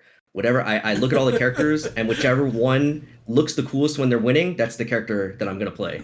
And so, it's just high execution and just fun, fun characters. But yeah, definitely expression. It's not. I wouldn't say I need it, but because I think Third Strike is not as big on like uniqueness or individuality. But I still, loved Third Strike. So also CVS2, very similar. So not required, but I appreciate it. Yeah. So did you pick Venom because he looked cool, and how did you react when you found 100%. out he took the college dissertation to learn? I was all about it. I like high execution also, but the number one thing is just how the character looks. So it's the same with like Yuzu in Uni. Okay. She looked super cool to me. And then when I found out what her playstyle was, I was like, oh, this is like my ideal playstyle also. So similar with Venom. I'll play Rushdown. I don't care. I'll play Zoning, Rushdown. I don't really care. Like I played Dudley in Third Strike and, some Rushdown characters in CVS2. But I would tend towards Zoning and Control and that kind of stuff if I could. So it just kind of worked itself out. Yeah. So in Guilty Gear Strive, though, there's a character named Nagora Yuki that exists. And you say you like the coolest looking character, yet you picked Axel. Explain yourself. I can explain that. So when the game was first coming out, I was 50-50 between Axel and Zato. And I couldn't decide who I wanted to play. Nago did not look cool to me. He looks cool now that I've seen him, and I've seen him like get played. But from the early stuff, he didn't look that cool to me. What? And so I was like between Axel and Zato. Don't trust Ryan's opinion on the coolness factor. Okay, so when you say the character looks cool or not, you're not just talking about like how their model looks. You're talking about their play style as well. Yeah, I'm talking about. Okay. I'm not talking about like the play style as far as what they do. I'm talking about how they look visually when they're doing what they do. Like when the character is going off. Okay. How cool do they look? You know what I mean? Yeah. Okay. So that makes sense. And Nago, you didn't really see that in the trailers. Like you see that now with like these huge combos that use all this blood and he's like going crazy, Sure. But I would play Nago. Nago's a cool character. But then they showed the time stop super for Axel, and I was like, that's the coolest thing I've ever seen. That's fair. I'm playing this. It turns out the super is not very good, but I'm popping it in now.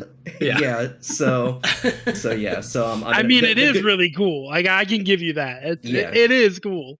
The good news is Axel Bomber is very cool. The bomber combos are really cool. So I had something to fall back on because I would have dropped Axel if the time stop was bad and I thought he was boring. I would have dropped him, but that the bomber stuff is really cool. So before we talk more about like Gear and Strive, I just want to talk more about you. You have kept playing the whole time, but you've also done a lot on commentary, and I'm curious how that transition happened. Like, how did you get into that? And then like, why is it a big focus for you?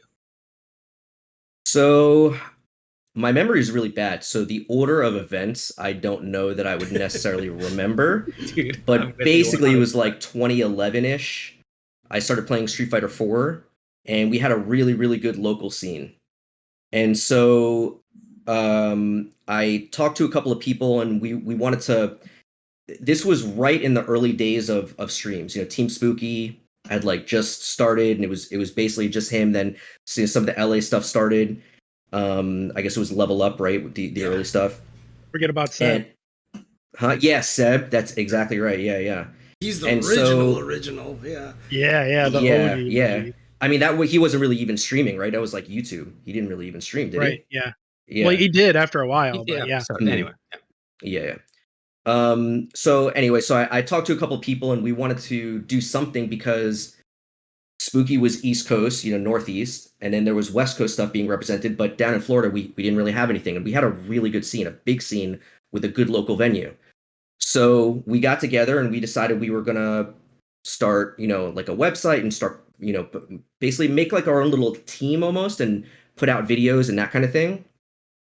And I wound up getting a capture card, and that led to streaming at the venue. I would just bring my laptop and start streaming, and it was my rig, so I was gonna basically sit there all night anyway. So I started talking. I started doing commentary, and that just kind of led into, you know, that's how Option Select started. The group I'm talking about, if it's not obvious, I guess maybe a lot of people in the chat weren't around back then, but yeah, we started Option Select. It was me, probably a lot of players that you wouldn't have heard of if you weren't from back then because they don't really play anymore.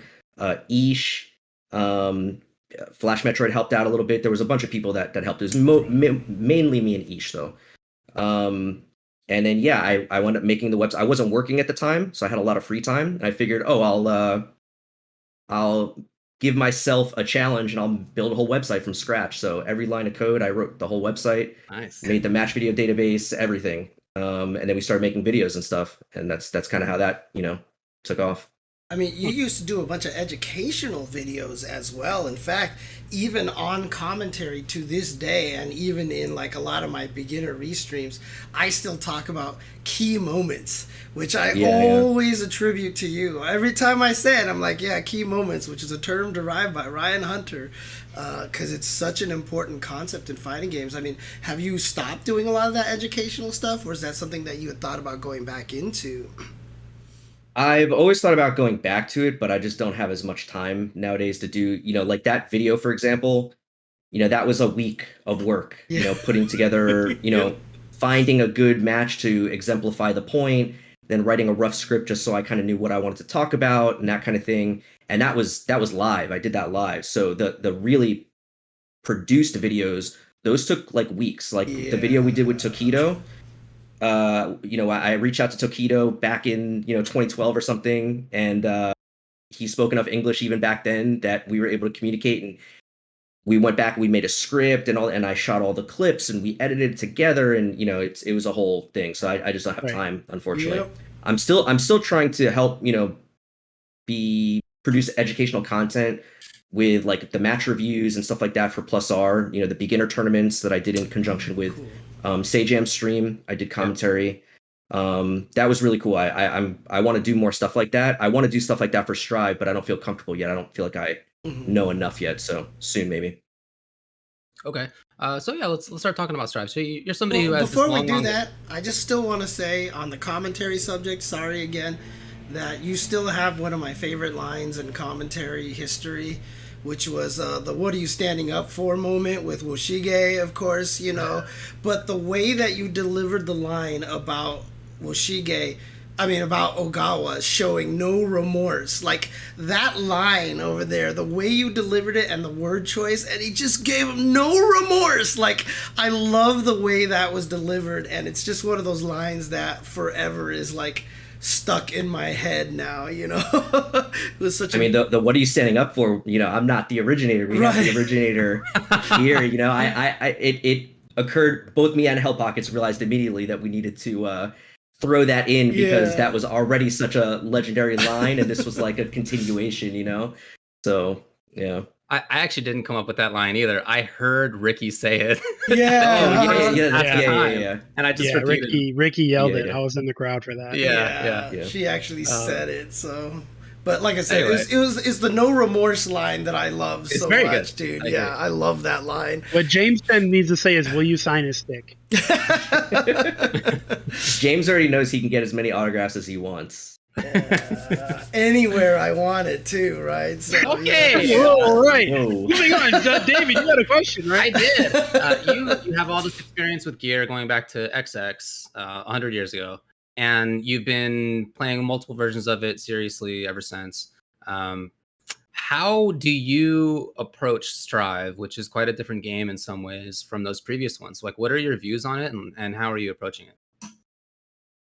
I'm honestly trying to treat it as a new game because it is in a lot of ways different, and I think it's very easy, even for myself. I fell into this where you go in with certain assumptions of how things are going to be or how they should be. I think the word "should" is extremely dangerous, and you go in with certain preconceptions, and I always tell people it's harder to unlearn bad habits than to learn the right habits from the beginning. So you should always try with a new game to start with the right mindset and really don't make any assumptions. Start from ground zero and build up, because anything you learn that you realize later, oh, this was the wrong mindset, or I shouldn't be doing this, or this is the right answer, you now have to unlearn and then relearn, and it's like 3 times harder. Right. I mean, it's different though. I mean, obviously from a Guilty Gear standpoint, because I've always considered Guilty Gear and Tekken to be like the 2 biggest legacy games. So do you feel like that this is just something that the Guilty Gear community has to understand? Because obviously if you've played MVC2 to MVC3 or Third Strike to Street Fighter 4, you're very used to that kind of thing, right? So do you feel like that's kind of one of the reasons why it's made it harder for a lot of Guilty Gear players to kind of accept Strive? Yeah, I think it's just obviously some things do carry over, right? There are certain system mechanics that are close enough that they function the same, and there is a set of skills that's going to transfer over. I just think you have to be very careful with what you take for granted. Again, even myself going in, the way I was trying to play defense the first few days, and I'm thinking to myself, well, this game is not for me. I can't play defense. And then I had to take a step back and realize, well, you're trying to play defense like it's Exert.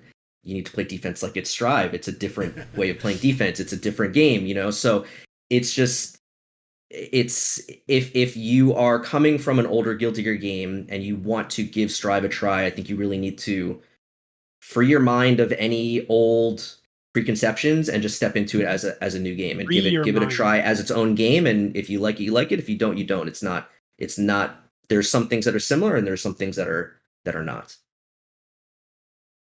That kind of approach is something I like to try to do as well, and sometimes find easier said than done. Yes, Right? yeah. I'm definitely not saying it's easy, especially if you've been playing Guilty Gear for 15 years, 20 years, whatever it is. Yeah, it may not be easy. Again, I have to stress, I did it myself the first several days playing Strive, and I had to take a step back and realize you're not being fair to the game. I had several people tell me, Ryan, that I should be learning. When I was saying, oh, I want to play Strive, it looks really fun, I want to play it. I had several people tell me, oh, why aren't you playing, Plus R? Why aren't you playing Xrd? Mm-hmm. And I told them because I didn't want to learn habits from those games that look nothing like this new game coming out. Do you think I made the right choice? Because I still argue with these people that think that I should have played these other games to get more prepared for Strive. I think I made the right choice by not getting any bad muscle memory or habits from another game.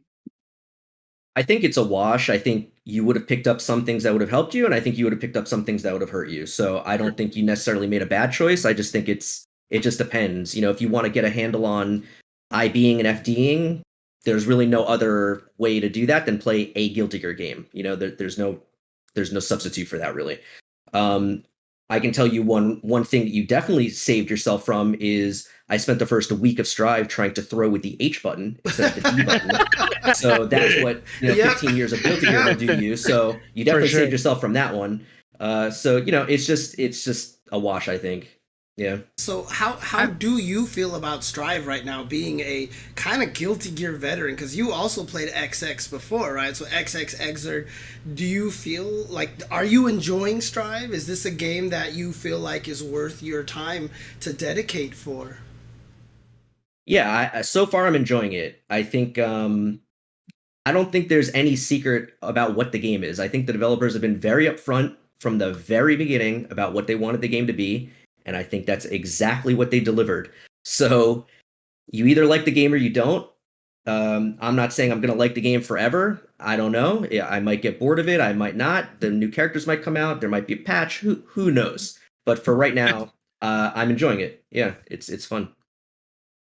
Well, when you say that the devs had something in mind, what is it that you would say that they had in mind that you feel like they've done? Well, they were very clear up front that their goal with this game was to simplify it, to make it more accessible for new players.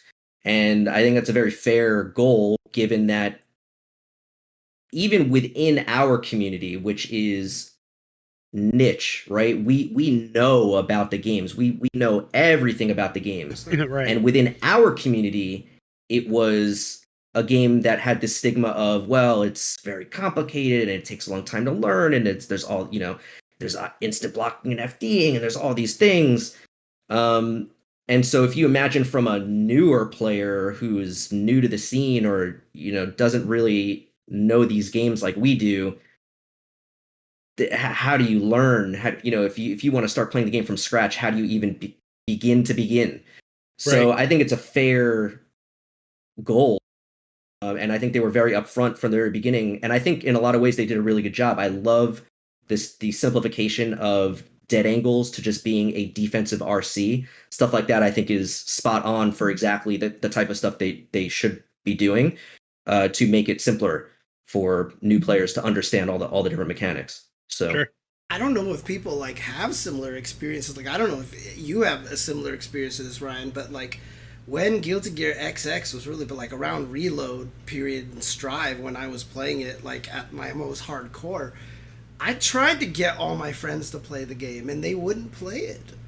Like, they were just like, I don't want to learn the different bursts. I don't want to learn all the different Roman cancels. I don't want to learn all this. Game looks way too complicated. So, I don't know if you've had that. So for me, when I heard they want to simplify it, it made sense to me, because I get it. Like, it's weird. And even as it turns out, the game is still complicated in its own way. Right? So.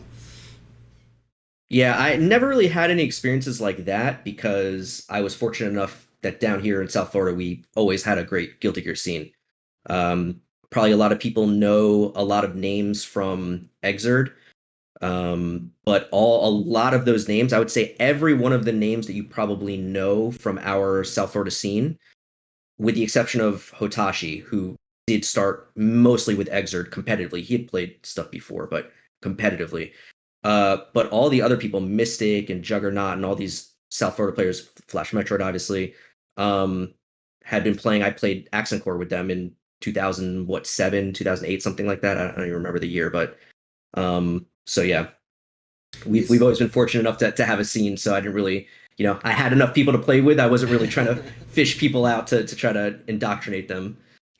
I mean, one of the things that a lot of people probably don't know is that, the year that Evo had the team tournament for Guilty Gear, the kind of cursed year, Flash got second place at that team tournament almost single-handedly. Yeah. Mm-hmm.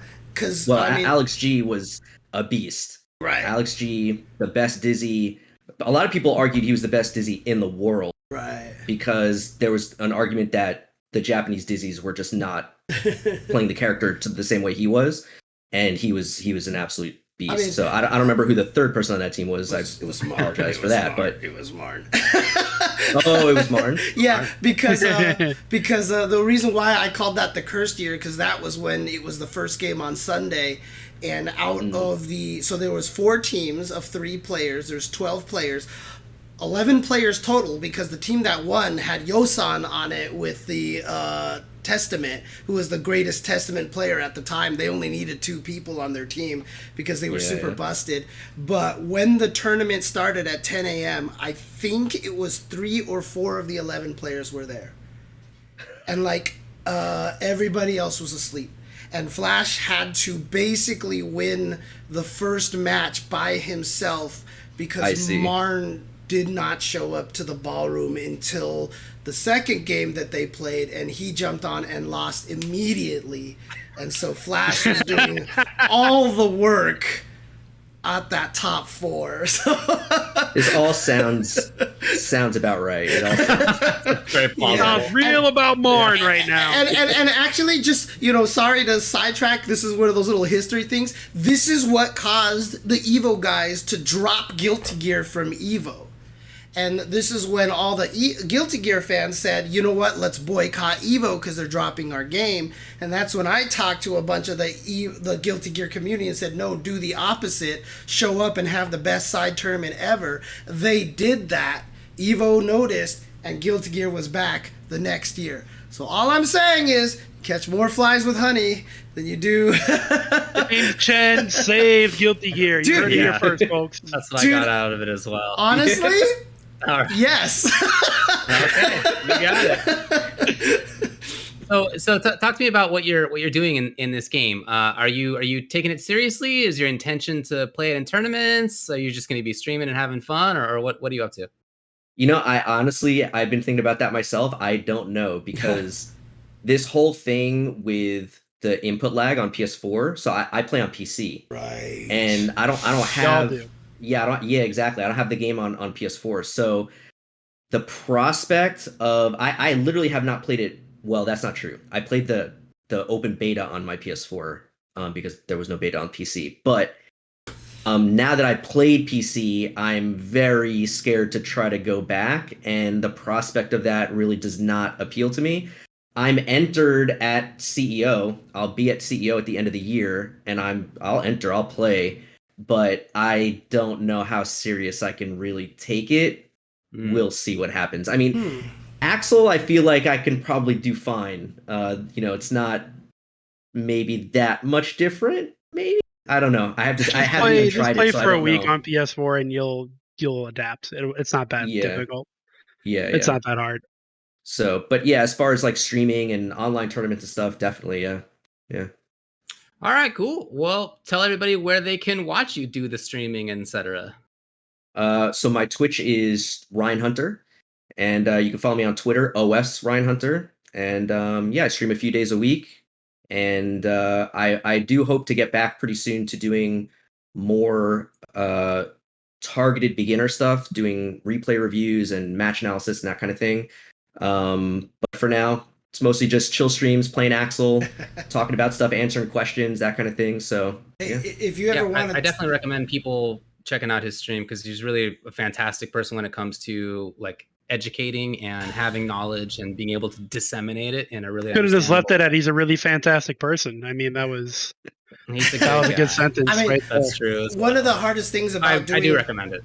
Yeah, one of the hardest things about doing educational content really is the time sink for it and stuff like that.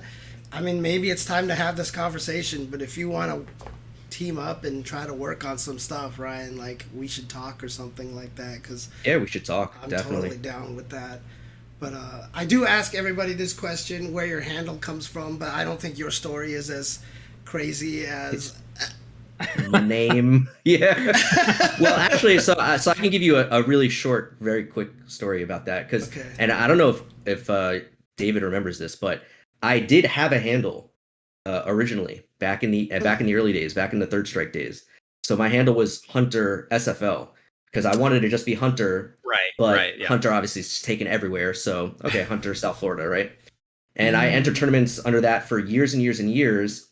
And then right when Option Select was starting, I was still entering tournaments as Hunter SFL, and I was starting to get a little bit of notoriety because of Option Select. And I had the moment of clarity, like, this might be the last chance I have to change my name, because it's still like nobody really knows me yet, right? And I was like, do I want to be Hunter SFL for the rest of my life? I was like, no, I do not. So I went by Ryan Hunter and I dodged that bullet. So Nice. yeah. You were thinking about your future decades in that moment. That's incredible to me. Yeah.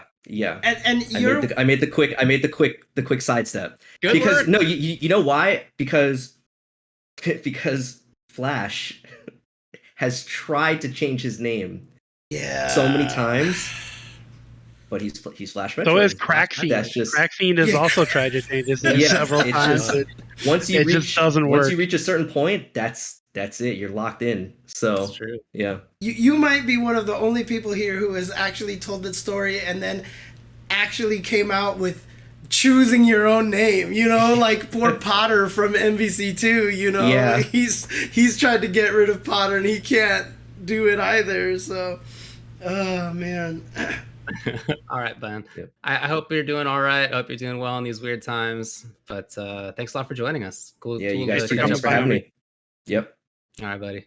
Later, bruv. Where's my mouse cursor? There it is. Okay. Alrighty. So there you go. Alright. Ryan Hunter, again, like David mentioned, probably one of the best teachers. Like I said, you know, that whole key moments conversation that he had on one of his educational streams has always been so important to me, especially if you're a Street Fighter V player, because in Street Fighter V, key moments is like everything, right? Like, It's just a useful concept in general. And when I was first drafting, so I've written like this entire long thing about commentary theory. And a big part of it is key moments. And it's a concept that I use on commentary as well, not just in games. It's super useful, and I was really glad to find out about it. Very, very useful idea. All right, so thanks to Ryan for coming on. Let's move on to our 5-5 matchup segment where we talk about things that people want us to talk about. You guys send us questions on Twitter and Discord and YouTube, etc. And then we put them in a list for you to vote on live these days because we can't actually send email to Twitch anymore. So our subs can't get emails from us. That's the rule. Thanks, As a Twitch. result, you guys get to vote live. However, if you are subscribed, you get 2 votes. So your voice is even weightier. Yeah, so sub already, damn it. Yeah, here we go. Do you have it set up so that they can vote already? not yet. I'm gonna set that up right now. So go All ahead right, and read as the James is setting questions. that up, Yeah. I'm going to do that. Yeah, number 1. Are we in a new type of dark age of fighting games? Not so much that there's nothing to play, rather every new game that comes out is being made easier to get into by trying to reach a new audience and the core audience and longtime fans being left behind. Number 2, if you could protect one IP from ever being used for a crossover, like in Fortnite, Ready Player One, etc., which one would you protect? Who should never be forced to floss? Number 3, why do you think people use figureheads as an excuse to express their opinion on a game? Do you believe that people really need someone else to validate their opinion? Next one, do you think part of Strive's success is due to its lack of a comeback mechanic? Do you think part of the hate for SF5 comes from the fact that the game's comeback mechanic is so decisive in skipping neutral and forcing RPS or 50-50s for unearned wins? And then the last one, Street Fighter versus Street Fighter. It's a 3v3 game. Who is going on your team? So there you go. There's the questions. Sorry. Do you have the thing set up? Not yet, No? because I messed it up. So I was on the wrong side. I went to Streamlabs, and I was like, wait, that's not the right one. All right, it's ready now. Go ahead. All right, so what you do is you type in exclamation, then whichever number you want to see. So are we in a new dark age of fighting games? If you could protect one IP from ever being used for a crossover, why do you think people use figureheads as an excuse to express their opinion? Do you think Strive's success is due to its lack of comeback mechanic? And Street Fighter versus Street Fighter 3v3 game, who is on your team? Interesting. I see 5 is jumped out far into the lead at this point in time. That's a surprise to me. I'll be honest. Mm-hmm. I agree. I kind of thought that should have been a mailbag question, but I was like, it's fine. I'll just put And it's it in about fighting games, so Yeah. So as you can see right now, the order is 5, 4, 3, 1, 2 is what the order is right now. Let's see. Want to call it in like 5 seconds? Sure. So are we good? I wasn't sure. Yeah, I wasn't call it. clear by that. Hang on a second. Let's end I it. can't call it yet because 2 of the answers are tied right now. Oh no. Okay. I think we're good.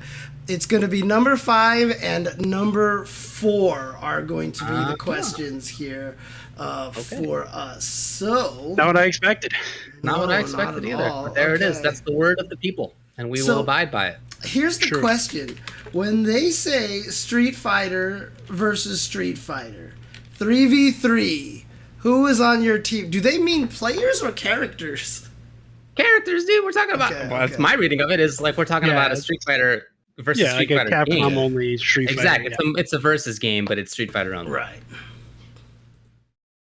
I mean, like, does this include every character from Street Fighter ever? Yeah. Yeah, Oh man, that's a lot Do of it. characters. it is.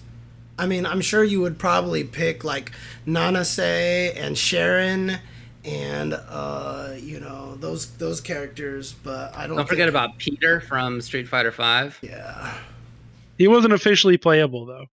No, but he's in Street Fighter. Is he not? Is he All not? right, he's there. What's your I name? don't know, man. I'd probably pick something boring. Like I would probably play like Blanca Ken Rolento. I don't like. What are their assists? I need to see what these characters do, man. I What can't are their just, assists? like. I need to know things. I can't just be like, yeah, I'll pick them, and then they have the worst synergy ever. I need to know things. Mm. That's right, because you are more of the you want to pick what's cheap, right? That's kind Yeah, of your I want to play no neutral. I want to whoever has dominant buttons and good movement. That's what I want to play. Okay. Generally speaking. Deadpool. Yeah, but that's not a Street Capcom Fighter character though. I'm Yeah, that's just not a saying Street his Fighter character. Criteria doesn't work. So I guess I would do Zangief. Q should just rest in peace. I don't want him back in the game. So not Q. I hope he just. I hope He's he gets to in rest. that game, and he's top tier. I hope he gets to rest forever. Nope, may he's he there never forever. be bothered again. May he not have to floss. So I'm gonna say Zangief, Honda, and Dawson. Those are my characters, and I play Zangief I play Honda on point, and I play Dawson in the back because he's got really good movement and he can. have Honda good- on point, yo, heavy 100-hand slap assist. That shit would be ridiculous. That would be good, but see, I play him on point because he has good damage. He's got good mobility on his own. But then I have Zangief Invincible Lariat in order to back him up, and I have Dawson throwing fireball projectiles as assist, or alternatively, one of the assists that Dawson has is a gigantic Yoga Flame, and that's like a really good burner attack that gets It's a like bunch of Gustav hits over Fire? and over again. Yeah, exactly. Yeah, so Right. that's my team, and I think it's pretty good. I would probably go with Cammy, Zangief, and then the third character is an interesting one. I'm wondering who I would pick for a third character. Like, I really enjoyed playing Sodom back in the days Lucia. of Alpha 1 and Alpha 2. Lucia would be a consideration, but she's so new, right? I don't have any, like, long-term, Lucia would have the worst assist. She would have to be a point character. She probably would have. She would have I don't know. garbage Her, assists. her bouncing fireball thing could be pretty good. No, that's like saying Spitfire twice from Raccoon is good. Like, yeah, in theory it's good, but come on, it's definitely going to be weaker than some other stuff. Yeah, I mean, honestly, Cammy and Zangief would be the first two, for sure. Like, no question that they're on the team. It's really just who would I pick for the third character. Like I said, in Alpha, Sodom was one of my mains early on. It eventually went to, like, Cody and Mika in Alpha 3. And then in 2, I played a lot of Honda at first as well. In 5, it was just Cammy or Lucia. CVS2. Yeah, it's weird. It's weird. Like those two are like so clearly number 1 and number 2, and it's weird that I have a hard time picking a number 3. Honestly. All right, just pick Doom. I'm just gonna play Doom Missiles or something in the back. Just Doom Missiles. Okay, that's fair. That's fair. Dr. Doom, the Street Fighter character. No, actually, you know what? Well known. My third character would clearly be Luke. So that's what it would be. It's going to be Viable. I'll allow Cammy, it. Zangief, and Luke. That's my team right now. Your boy, Luke. Exactly. And then every time I get to Luke, I'm just going to not touch the controller and win, because when you play as Luke, you have to let go, Luke, and that will make it work. So he will. How can you play with this blast shield down, James? Both of you. All right. Both of you. So you're playing, what did you say, Blanca? Like Blanca Ken Relento or something. I don't know, man. I'm playing annoying point character. I'm playing annoying assist character, and I'm playing top tier comeback character. That's what I'm playing. All right, that's it. That's my style in versus games. So I couldn't tell you. Like I would need to see, because I don't like the. I like all there's never been a Street Fighter character that I've aesthetically hated until Luke. So What? I have so many characters that I could pick from. I don't believe that, because Remy and 12 exist, right? So I mean, I don't hate them. I don't hate them. Super cool. I don't hate them. So garbage. Remy's so cool. What Remy a good is guy. the dumbest character. Anyways, False. All right. We can move on. yeah, because You honestly, in Street Fighter Cross Tekken, my first team was Cammy Zangief. Like that was as soon as I was like, "Yo, I can play Cammy Zangief on a team. Let's go." So yeah. All right, second one turned out to be: do you think part of Strive's success is due to its lack of comeback mechanic? Do you think part of the hate for Street Fighter V comes from the fact that the game's comeback mechanic is so decisive in skipping neutral and forcing RPS or 50-50s for unearned wins? First of all, I'm just going to say that that's not why people dislike Street Fighter V. It has nothing to do with the comeback mechanic, I don't think, at this point. I think there's a lot of other reasons why people do not enjoy Street Fighter V, but it has nothing to do with the comeback mechanic, even though the comeback mechanic in Street Fighter V is way stronger than the Ultra combos were in Street Fighter IV. I feel like this question is from 2016 or it's like 2017. In the intervening several years, V-trigger comebacks are still important, but they happen way less frequently than they used to, both because they've toned down some of that stuff and also because people have just gotten used to defending against some of it. It still happens, right? You just watch and it still happens sometimes, but it used to happen like all the time, and it's just not like that at this point. So anyway, welcome to the future. As far as Strive and its success, is it due to not having a comeback mechanic? You said doo-doo. We almost lost it. You're right. Thanks for pointing it out. Is it because of that? I don't think so. I don't know how many people make the choice to play or not play a game based on whether it has a comeback mechanic. I'm sure they exist. And I occasionally hear people being like, oh, I wish games didn't have comeback mechanics nowadays. But then I also usually see those people playing the games that do have comeback mechanics. Because that's just like most of them do. Most fighting games do. Yeah. I mean, Strive doesn't have a comeback mechanic that's like called the comeback mechanic. However, you can do like 60% damage with like almost everybody. Yep. And some characters are literally doing 100% damage. Yeah. So yeah, that's I exactly feel like what I it's was a gonna little say. bit like not right to say that the game doesn't have a comeback mechanic. Okay, it's not called that, but it's like when you can do that much damage and just win on like one or two decisions anyway, you don't need to pop B trigger. Right. You start the round with the ability to win on one or two guesses. That's how the game is. It's what I've always said, right? The comeback mechanic is the game. I've said that about Super Turbo, Hyper Fighting, Vampire Savior. You know, the damage is just high, and I know a lot of people complain about the high damage in Strive, but coming from games like Vampire Savior and Hyper Fighting and stuff like that, where if you get hit by a low short by Ken, you are dead. Like, that was it. Crouch light kick, you die. Like, as the first move you get hit by, if he's point blank, crouching light kick, you could be dead. And that is just the nature of those games, you know?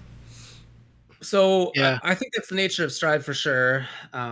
And I definitely, people think that the damage is too high. Like, it probably shouldn't be the case that some of these characters are doing as much as they're doing. And I do expect some of that to get nerfed. But it's clearly like, it's the intention of the game for sure to also do a lot of damage. It's not going to go down to being you'll win in 5 hits if you are getting your combos correctly. It's not going to be like that. The most it'll be is maybe 2 or 3. It's just not going to be much less. If like correct good combos that you're doing, I'm fine with that. I think that's fine. But I just want to point out that it's like a little disingenuous to be like, oh, this is such a different situation than in SF5 where SF5 kind of hides that for some characters behind a mechanic, whereas Strive, you just start like that the whole time. Yeah, I mean, I play Mei, and if you block one close slash, I can BRC, and now you have to eat a 50-50 that leads to 60%. So if that's not a comeback mechanic, I don't know what a comeback mechanic is. Like, right, like that's a comeback mechanic to me. That's in earlier seasons of SF5. That's the like jab, activate, V trigger, then 2 mix-ups. That's what it is. Yeah. Yeah, I mean, honestly, the comeback mechanic I don't think is something that people are thinking about anymore. It's so normalized in fighting games that I just don't even think. Like, when Street Fighter 4 first came out and introduced the Ultra, it was a big deal. But nowadays, it's just not a big deal anymore. It was also like that it was a big deal because people were literally going from the CVS2 machine where K-Groove existed to SF4 and being like, "Can you believe this comeback mechanic?" What are we talking about? I learned CVS2 after 4. I played 4, right? And I picked K-Groove because I was like, "Oh, this is the Street Fighter 4 groove." I was like, "I understand this. I get beat up, then I do damage. Great." That's funny. Yeah. So anyway, no, I don't think that this is such a big part of Strive's success. I think Strive's success is it's beautiful, amazing looking game. Netcode. It's got fantastic netcode, yeah, for sure. And it's a good game. I think that it's fun to play. It's got interesting characters, and hey, if you're not into it, that's totally cool too. But I think that you can clearly see that like some people are into it for reasons that are like not frivolous. Cool. All right. Shout outs to this question. All right, let's move on. King of Fighters. So interestingly enough, they did not release a silhouette right away. They released it a little bit later, and normally they've been releasing their trailers on Wednesday, but they saved it for the China event. A China Game Expo even had an exclusive China trailer for the game over there, and they revealed the newest character, which is Athena Asamiya. And appropriately, China loves King of Fighters. China, and then she was originally on the China team, so I think that there was always kind of a tie there. So she was on the team with Kenso and Chin in the original KOF, and they were Team China, even though she's not Chinese technically. So you should click that link there, James. Is that the new? Yeah. Is that the new silhouette? That is the new silhouette. Yeah. I saw it. I have no idea. And it is clearly Winston from Overwatch. I mean, to me, my guess. To me, it looks like it could be T-Zoc, which would fulfill all of my hopes and dreams. You want to put it on the thing? Oh, sure. Yeah, no problem. But that would fulfill all my hopes and dreams if it was indeed T-Zoc. Let's do this. We'll get it on there. Yeah. All right, so T-Zoc and King of Dinosaurs are both in the game. I mean, why not? Like, why not? That's what James wants. Yeah, I know. Well, right, I'm not saying it's real, but why not? Why not have it's just because they're the same person. Okay, but also in mirror matches, it's the same person. So why not just have it on the same lore team? is very important to SNK players. James has told us about this. They can't. That would retcon everything. They can't do that. All right, that's not fair for the lore. Isn't there a character that does that anyway? I don't know that much about SNK lore. Isn't isn't Raiden and Big Bear are the same person as well. okay, but also doesn't somebody just wear a mask and like they're one character without the mask and another character with the mask? Yeah, That's real, right? the dinosaur. No, because King of Dinosaur and T-Zoc both have a mask, and he talks he talks about his heel turn. Oh, Mr. Karate. Mr. Karate. Yeah. This already exists. Why not have this? Who's the guy who becomes Mr. Karate? Takuma, my favorite character. There it is. My favorite character in all of King of Fighters. Why not just have King of Dinosaurs and also T-Zoc? Why not? Can't argue with you since they've already done it with Takuma and Mr. Karate. There it is. That's a strong argument. Strong argument, indeed. I'm a master of the lore. Anyway, Athena, what do you think about her? She had a trailer. She looks pretty good. But I haven't had a chance to analyze it as much. We haven't done a synchronized stream for her because both myself and Olaf have been sick. So we haven't been able to do the stream for her yet, but she looks cool. I'm not sure how different she is. Now, the thing about Athena is that she has to change outfits every game. Like, that is part of her lore. And so if she's ever dressed the same between two games, I think people would be hold on. Why? I don't know yet. I'll find out for you soon why that's a thing. Okay. All right. That is definitely a thing. But people are saying her visual rework is insane. One of the things I will say, though, is that people also showed that even between the very first trailer and then, like, Benimaru's reveal trailer, and then the trailer at this China event, like, the lighting for Benimaru and, like, Mai and a bunch of characters have changed a lot between them. So they're still tweaking all the different characters and frankly, That's good. I think I'm really Athena glad to looks hear really that. good. Yeah, right now. I mean, part of my issue with how the game looks have been the effects from fireballs and lightning or any special attacks that have like big bright sparks or fire. Like, those have looked the worst. So if they're improving that stuff, that's awesome. Great. Agreed. Take your time. You delay the game, make it worth it. Exactly. Totally agree. Slight other news for SNK. They actually changed their CEO. Now it's Kenji Matsubara, who was previously with Koei and then CEO of Zynga Japan and then president of Sega Games. So that's a pretty good pedigree to now have on us. Okay. All right. Cool. On. I'm going to show you a magic trick here. You pick a card and I'll tell you who's on the card. You know. They're all the same. The one from Yeah. Oh no, I was gonna. That's why he's my favorite. They actually got blurred out. Oh yeah, that's They're right. getting blurred out. That's hilarious. This all right, is let's why move he's on my to favorite character in all of King of Fighters. Portugal. All right. Okay. All right, very good then. This was won by that hardworking character who finally got the big dub. So I want you to Dalsum. guys guess which part of the long title was written by David and which part was written by me. So Poor Dalsum, who had never won a main CPT event. The only person who had won any kind of CPT event was Didymokov, who won an LCQ. But nobody had ever won like a CPT major premiere or whatever it's called. Until now, with Mr. Crimson. 5 years into the game, this poor character is finally good enough to do it, and also Mr. Crimson maybe is one of the best in the world.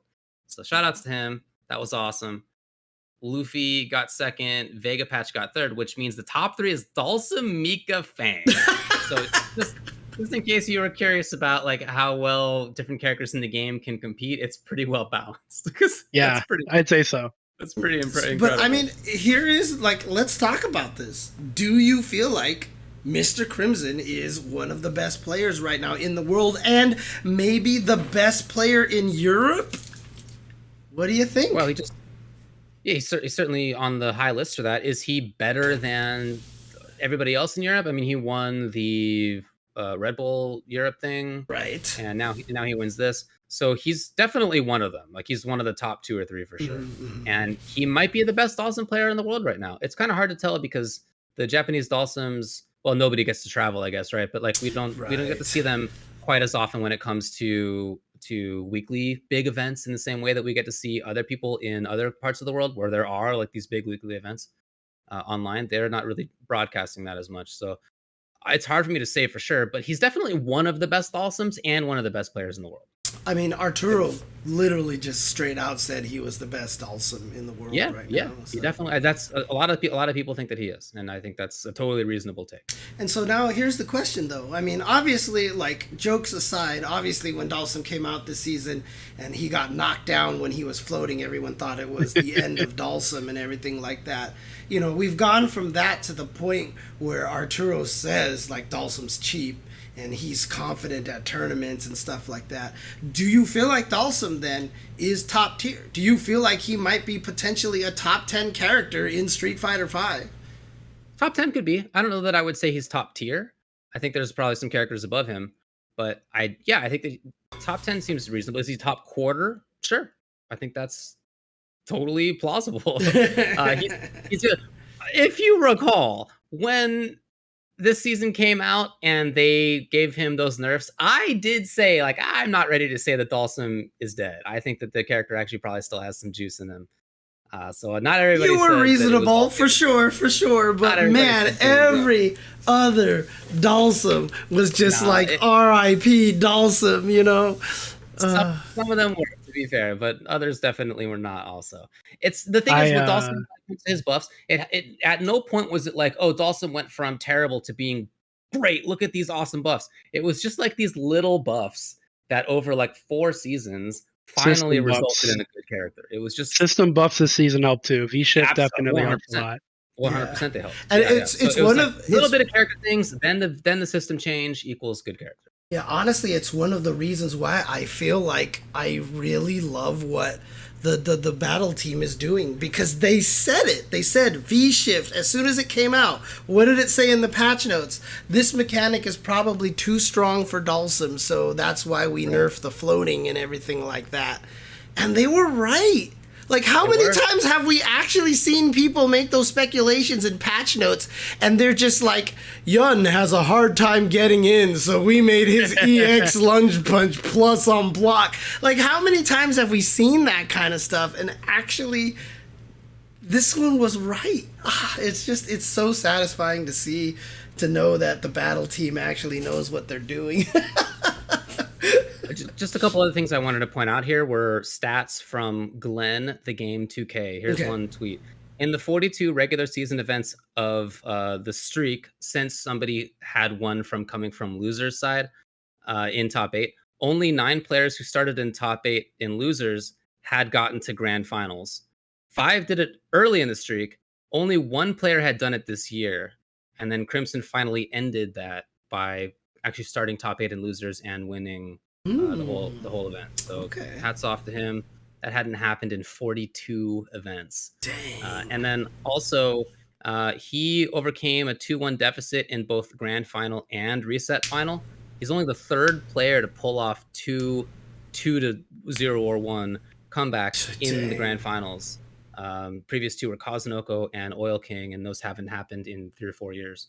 So I mean, it was a really good run. People did win coming from losers bracket, just not starting in losers bracket in the top 16, right? So, or is it top 8? Correct. Top in the 16. top 8. Top 8. Okay, got it. You got All right. it. You got it. I will take care of that, Forrest. Let's move on then.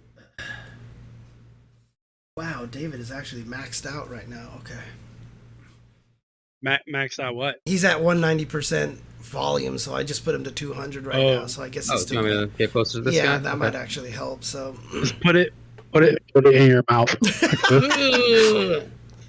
I listen to enough ASMR. Oh no, but not from you. It's weird. James SMR.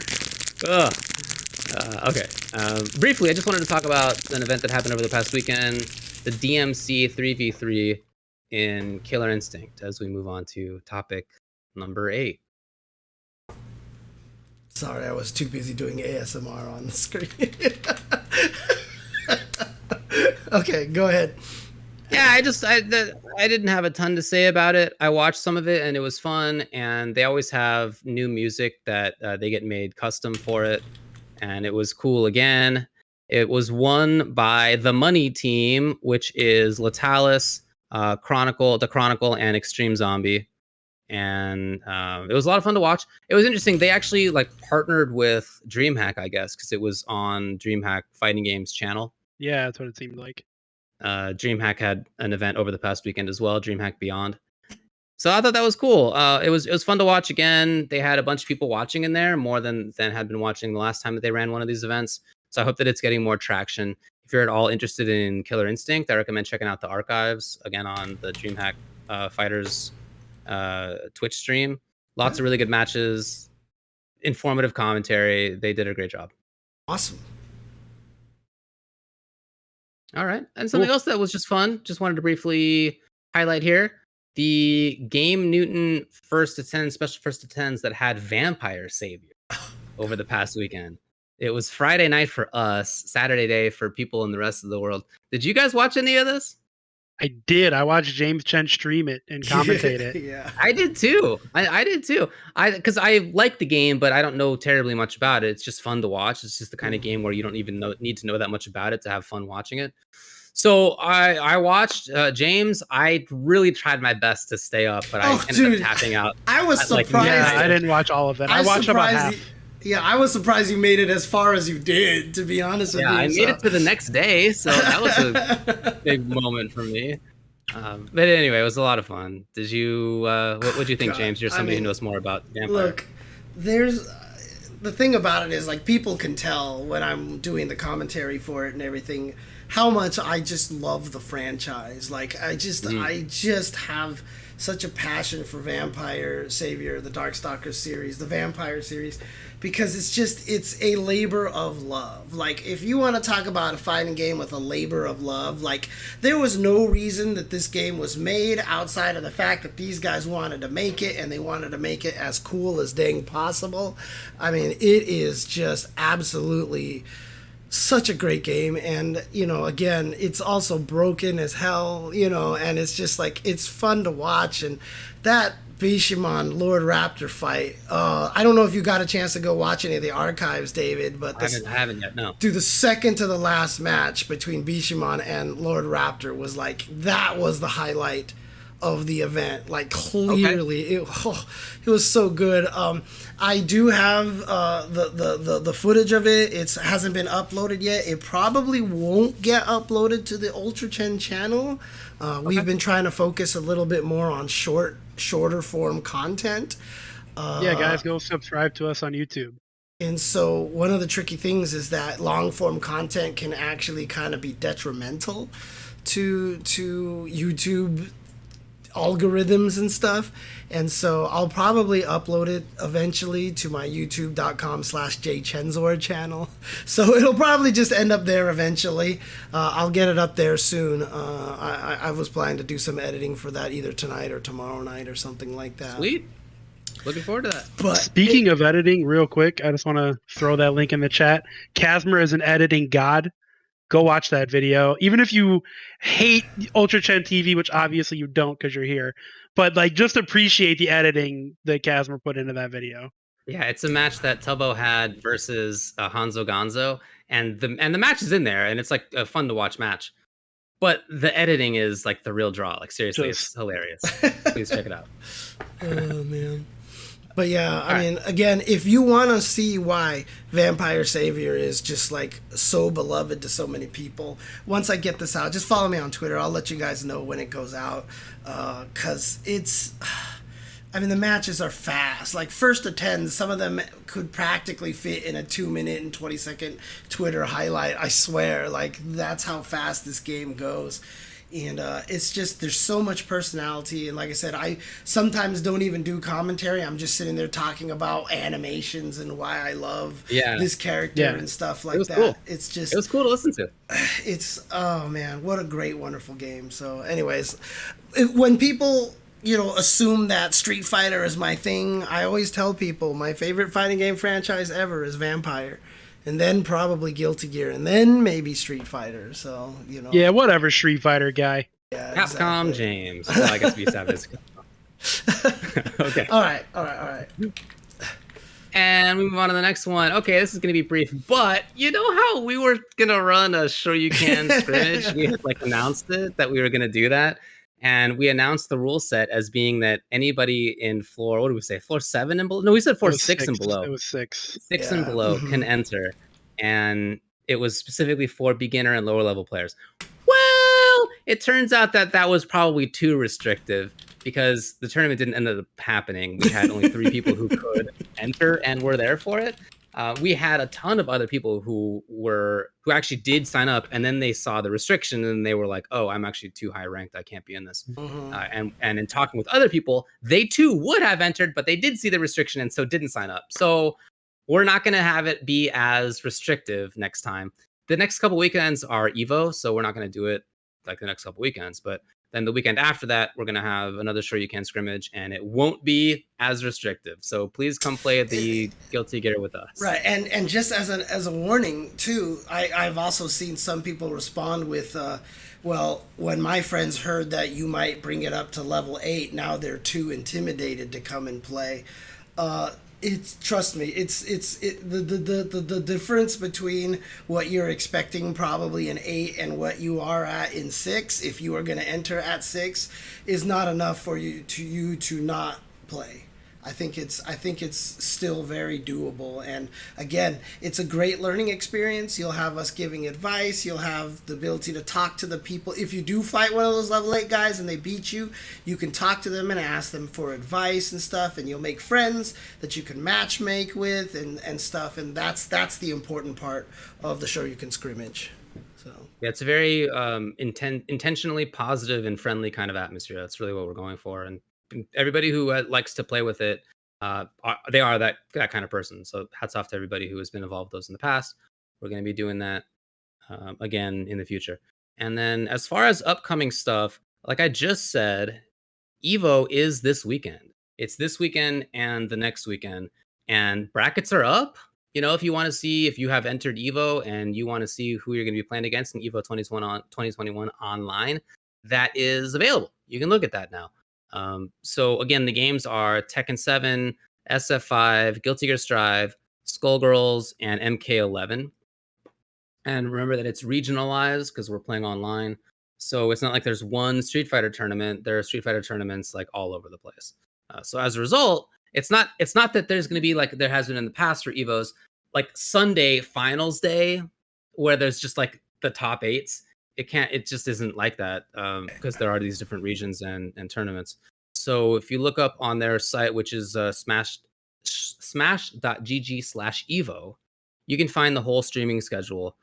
This weekend, like Saturday, August 7th is, for example, Skullgirls top 8 in Asia. It's MK11 in EU, etc. So again, each region has its own timing if you want to watch it. I was talking with a couple of buddies about maybe like getting together and watching part of it. James, you're obviously welcome to join for that. And just, we're going to be commentating part of it, I guess, but yeah. What the hell? I can't come? That's messed up, man. No, That's super messed up. I'll call you. You could like do a FaceTime and we'll just like set the phone down next to us. Hang out there. Watch all my buds. That would actually be pretty funny. But anyway, yeah, I if that's something that you can do, if that's a safe thing to do where you are, then consider something like that. Yeah, like all the side tournaments are done at this point, so it's the main games. The last side tournament was today, and it was Dragon Ball. Okay. So that's over, and now it's just all the official main Evo stuff. Also, CPT Australia is this weekend as well, so that is something to watch as well. CPT is continuing forward. I see you also have listed DBFZ show. I'm not sure. Yeah, there's going to be a DBFZ show stream on August 9th. And that is, they've had these in the past where they just have streams that are like, here's what's going on with Dragon Ball. And they haven't explicitly said what this is going to be about, but they have said in the past that there is a patch to expect in August. So probably they'll talk about the patch, I guess. Interesting. That's going to be August 9th. 12 noon Pacific time, 4 a.m. Japan time. You can figure it out for your own local time. So if you are curious about what's going on with Dragon Ball FighterZ, you only have a few more days to when you can figure that out. I also forgot to mention as well, put on this note, but Jonio-san is running. They've been doing a lot of 10v10s. Even Leffen did one just this past weekend, which Europe actually ended up beating the U.S. East Coast. I think that's kind of where Sonic Fox's tweet came from, because they did lose a match and they were like, wow, I didn't even play for 2 weeks before this, and that's kind of where that came from. But now they did a Japan-China one, I think, at one point this last weekend, and now this weekend they are doing Japan versus Korea. So that should be a fun one this weekend. Definitely. Korea has like 3 axles in their top 10 or in their 10. Dude, it's all about sure do. And like 3 or 4 Mays. And that's right, yeah. And one Daru, who basically destroyed everybody in the last 10v10. So a lot of people are thinking that Daru might be doing a bunch of damage again. So cool. All right, there you go for upcoming stuff. All right, well, let's get to the mailbag. All right. I need to come up with a theme song. Yeah, exactly. I need to come up with a theme song for that. That's it. You didn't hear that? Yeah, that was incredible. Right. That was, you just nailed it. Mailbag. There we go. Okay. Yeah, perfect. Okay, fine. Sounds like a strong bad email. Mailbag. Let me see. Let me get the first mailbag question here. So what we're gonna see here is our first mailbag question of the day is from Stephanie Brownback via Twitter. Best tournament hotel roommate story and worst tournament hotel roommate story. I like this question. It's good. Oh man. I'm debating on so many things if I should tell these stories or not. But they can be anonymous. You don't need to say who it was. It still might be too revealing. It's too these spicy. Stories. Yeah, like they're rough. The worst wasn't a roommate. The worst was after one of the UFGT tournaments. DJ Hoshin had gifted me and a few other people the recipe to X Factor and Incredible Hulk and all these other very alcoholic drinks that he had created. Okay, what's so I X was Factor? walking around. People know X Factor is a red substance that is full of alcohol. I won't give away the recipe, but there's nothing bad in it. There's nothing harmful. It's juice in alcohol. But I was walking around with a bucket of it that I made and charging people $5 for a cup. So I made the money back that I spent on like 6 bottles of liquor that was in there, right? And if you had a cup, you could get as much as you wanted, until the jug was empty. It's all you, right? I'm not a bartender. I don't need to take care of you. Well, it turns out I did need to take care of someone. A buddy, a Marvel player, came into my room, drank way too much X Factor, fell asleep on the chair, stood up, said, I'm going to be sick, walked 3 steps around the corner, face planted in the bathroom, and threw up all over the floor. Just all over it. I mean, he was fine. We took care of him. We got him in the bathtub, got some water on him. He woke up totally okay. But that wasn't my hotel room. That was on Keats's credit card. So I was just like, holy shit. I need to get this cleaned up. And as far as I know, Adam never got charged. Oh, that's very cute. That's probably the worst. The best roommate story I have is actually rooming with James at Frosty Faustings in 2020. James was like, hey, have you ever seen Ring Fit? I'm going to play some Ring Fit. And James Chen and his boxers set up Ring Fit and is just going ham. I'm just sitting there like, yeah, this is cool. And we're just, we talked. We talked all night. We looked into each other's eyes. Really got to know each other. It was a nice night. I was exhausted. I had ran around all day that Friday doing commentary and running brackets for 16 hours. So I had no energy to go mingle with people. And James was just up in the room and he played Ring Fit and we hung out. Yeah, I thought it was a great idea to use as a travel exercising tool, right? Because it's it's smart. portable. Makes total sense, yeah. And then we stopped traveling, and so I never touched Ring Fit again. I mean, I don't know if I have a worst story. I mean, most of them would probably... I mean, almost every event I travel to, I end up rooming with David anyway. So, I know he has plenty of worst roommate stories as a result. But, I mean... he's been pretty good most of the time. So, I don't know if I have a worse one. I was thinking about what my favorite one is. My favorite one was probably one of the very earliest season beatings. I was there. This was very early on in traveling, and I actually I shared a room with Caraface. So we actually got to room together, and she's really cool. She's really funny and everything like that. But Right. she was just dressed in a t-shirt and boxers and whatever, and I'm just sitting there like in a t-shirt and in shorts and whatever like that. And someone knocks on the door, and I open the door up, and the guy's like, "Dude, are you guys playing casuals for Marvel right now or something? Because I'm looking for casuals and stuff like that." And I was like, "No." And then he looks behind me, and he sees Kara like she's just lying on the bed, right? And then he was like, "Oh, yo, man, my bad." And then he walked away. And I looked at Kara, and I was like, "Yeah."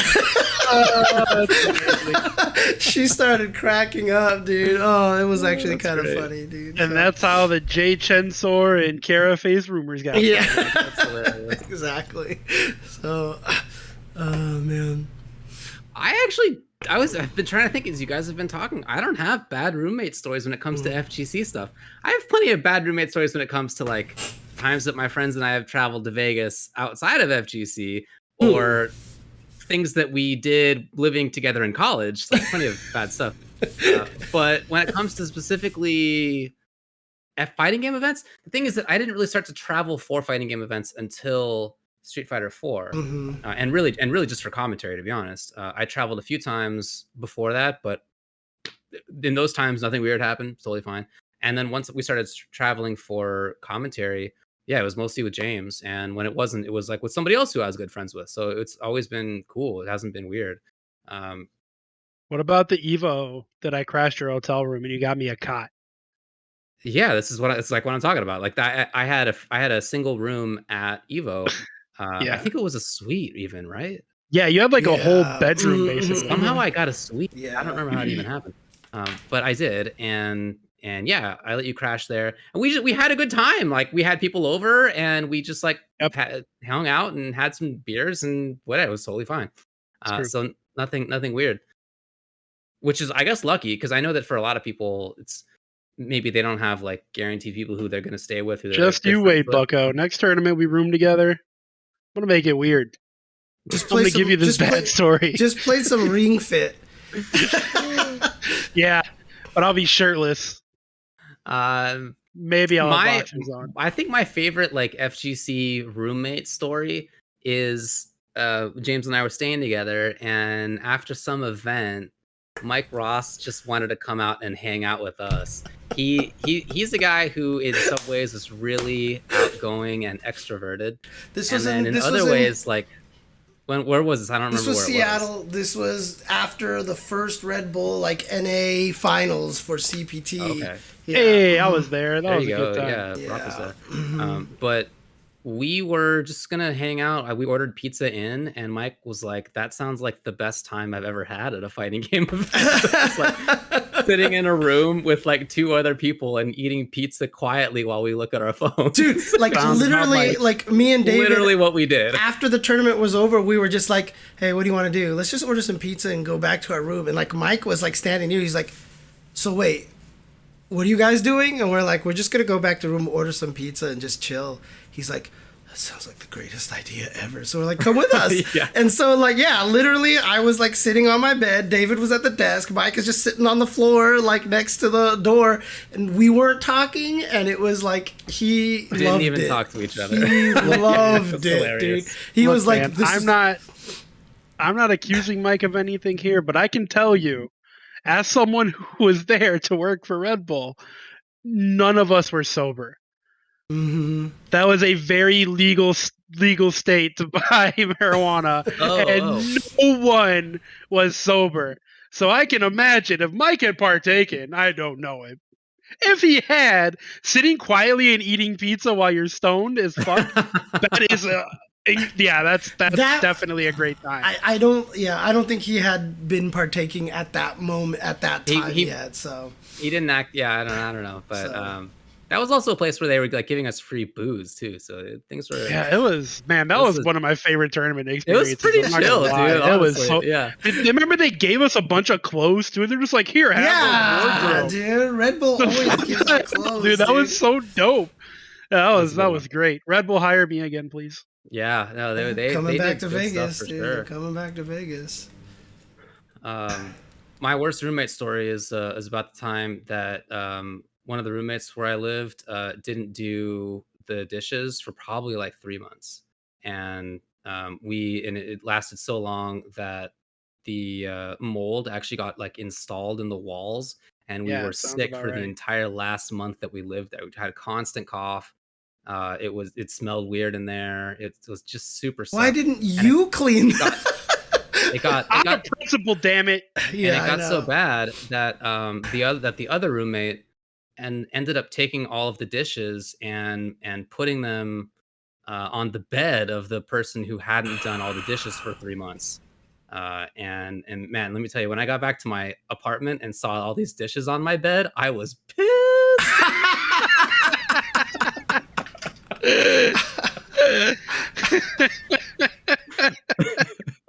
Yep.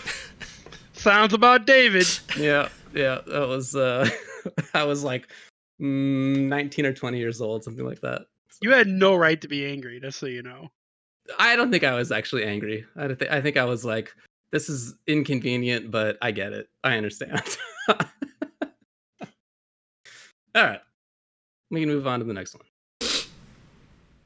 Hopefully the people who lived there the next year didn't have mold anymore. Yeah, hopefully you didn't murder them with your mold dishes. But I don't know. Yeah. Jesus. All right, what do we got next? All right, next question here. We have... I don't live like that anymore, folks. Please. That was a me fella. That's only because you're married. Alex Morales via Twitter asks, if FGC debates could be settled in first to tens, with everyone universally accepting the outcome, what kind of world would we live in? Would hitboxes be banned? Or bans? Banis? Banis? Pergananat? Would Smash be exiled? Would we no longer like Strive because we can't beat Sonic Fox? We would get pregnant. We would live in a world. What? David and I are laughing at 10-year-old memes. Oh, yeah. Okay. We would basically live in whatever world Sonic Fox wants us to live in. That is the world we would live in, basically. Yeah. Well, I mean, if you look at their Twitter influence on Strive, apparently we already live in that world. Yeah, I know, right? Thing. Jesus. All in all, like, there could be a worse person to be in that position, to be honest. 100%. Yeah. 100%. I would rather not live in that world, but like, if that's a world that we live in, and Fox is the one who's like in power, could be worse. You know? In the FGC, yeah. Fox is super cool. For sure. All I know is that everything would be like the presidential suite would be known as the OD office instead of the Oval Office, you know. So. Ooh, okay. Oh man. But yeah, that's anyway, that would suck. I don't want to live in that world. No, where anything is decided by fighting games. Man. Basically, it is, just ruled by whoever has the power, right? Whoever, it's like a completely lawless world where it's just might makes right, which would suck. And so hopefully we don't live in that world. But would hitboxes be banned? I don't know. Is that a priority of anybody? Figure it out. It just depends on whether or not Sonic Fox likes hitboxes. That's it. Yeah, that's the answer to the question. Figure it out. Dude, I just saw something zip behind your head, Tuba. Was that Miles? What, behind my head? Yeah. I thought I saw something zip through David's background. Yeah, I thought I saw that as well. Oh, maybe that is what I saw, and I just saw it out of the corner of my eye or something. If Miles zipped past my head at this height, I would be afraid for myself. Someone clipped that, dude. I need to find out what the heck zipped through the screen. Anyways, okay. Next question. It's probably just a bug. In front of my camera. Ishun Sengeki via Twitter asks, it was David's dishes. Oh no, the ghost of my dishes. Are there any FGC urban myths? If so, do any have some truth to them? Oh, there are a ton of urban myths out there, I think. And I think a lot of them are probably true. What do you got? Like, Mike Watson, like, making DSP cry in an alleyway, I think is probably an urban myth. But is real? Wow, what a blow up. What a needless blow up. Exposed. Way to go, James. Tell us more of these urban myths. There was probably an urban myth about actually a well-known commentator, I won't name names, not washing their dishes for 3 months and having it dumped onto their bed after a while. Poor Ed. I did not treat him well, that's for sure. I mean, could we consider the spirit of Marvel? I want to point out, still a close friend of mine. It's all good. The spirit of Marvel is an urban myth, probably. I mean, it's not even a myth. We know who he is. He's on Twitter. Yeah, there's camera footage of that. Yeah, he's there. I can't think of any. I mean, like, the closest thing I could think of that would be an actual myth we talked about last week, and that would be Tomo. That's like the closest thing I could think of would be like it would be Tomo. Like Tomo killing somebody with only light kick and uppercutting every Chun-Li crouching roundhouse. Exactly. Yeah. Although I did see all of that stuff in person. One of the urban myths was, people had told me that there was a version of Street Fighter 2 where Zangief could SPD Honda at the very start of the round, and that was the only 10-0 match. And then it became a search for that version because MAME has all the different versions out there, right? And nobody could find it. Finally, someone found it that on some really early Famicom version that it worked. And then Gerald actually came in here and was like, it was one of the beta test versions of Street Fighter 2 that had happened on, so it was never released, and so it never actually had. That could be an urban legend. That's cool. I mean, although Gerald has said that he's done this, going to Japan, getting second place in the Ken tournament for Champion Edition, and basically saying the players out there weren't as good as the players in the US, that Tomo was better than all of them. That could be an urban legend at this point in time, or urban myth or something like that. So yeah, it just feels like it's all Tomo related or Tomo era related because we have there just wasn't footage. Yeah, we have no proof. Yeah, and half of Bang the Machine got destroyed in 9/11. Right. That's maybe a bit of an urban myth that people don't know about, right? Yeah, but Bang the Machine getting destroyed also doesn't have any Tomo footage, right? That just never had any Tomo footage. It was after that time. But I mean, like, another urban legend was part of a Street Fighter tournament that Capcom ran. Like, surprise, it's our new Street Fighter pinball game that you guys have to play. And Tomo played that for the first time, doesn't really play pinball, and he never died. Like, his first life, according to Gerald, he basically flipped the score. Like, he would never die. Like, that's just the thing. That's what people say about Tomo. That's definitely urban legend. There's no way you've never played pinball and then you're a pinball master. And then Tomo is just like a savant, basically. That's where a lot of that comes from and stuff. But I'd have to talk to Gerald about that. Sheng Long on the EGM, that's a pretty good one too. Yeah, that's a good one. Yeah. What's that story for people who don't know? So EGM did some famous April Fool's jokes. And basically, and then the second year they did it, they decided to make it so that if you beat the game without losing a single round, that you would fight Sheng Long, and he was, and seriously, Akuma almost kind of looks like him, seriously, Akuma almost was based off of this thing, but it was they tried so hard to make it obvious that it was an April Fool's. For one, the city of the tip, the person who sent the tip was from the city of Fuljigen, HA.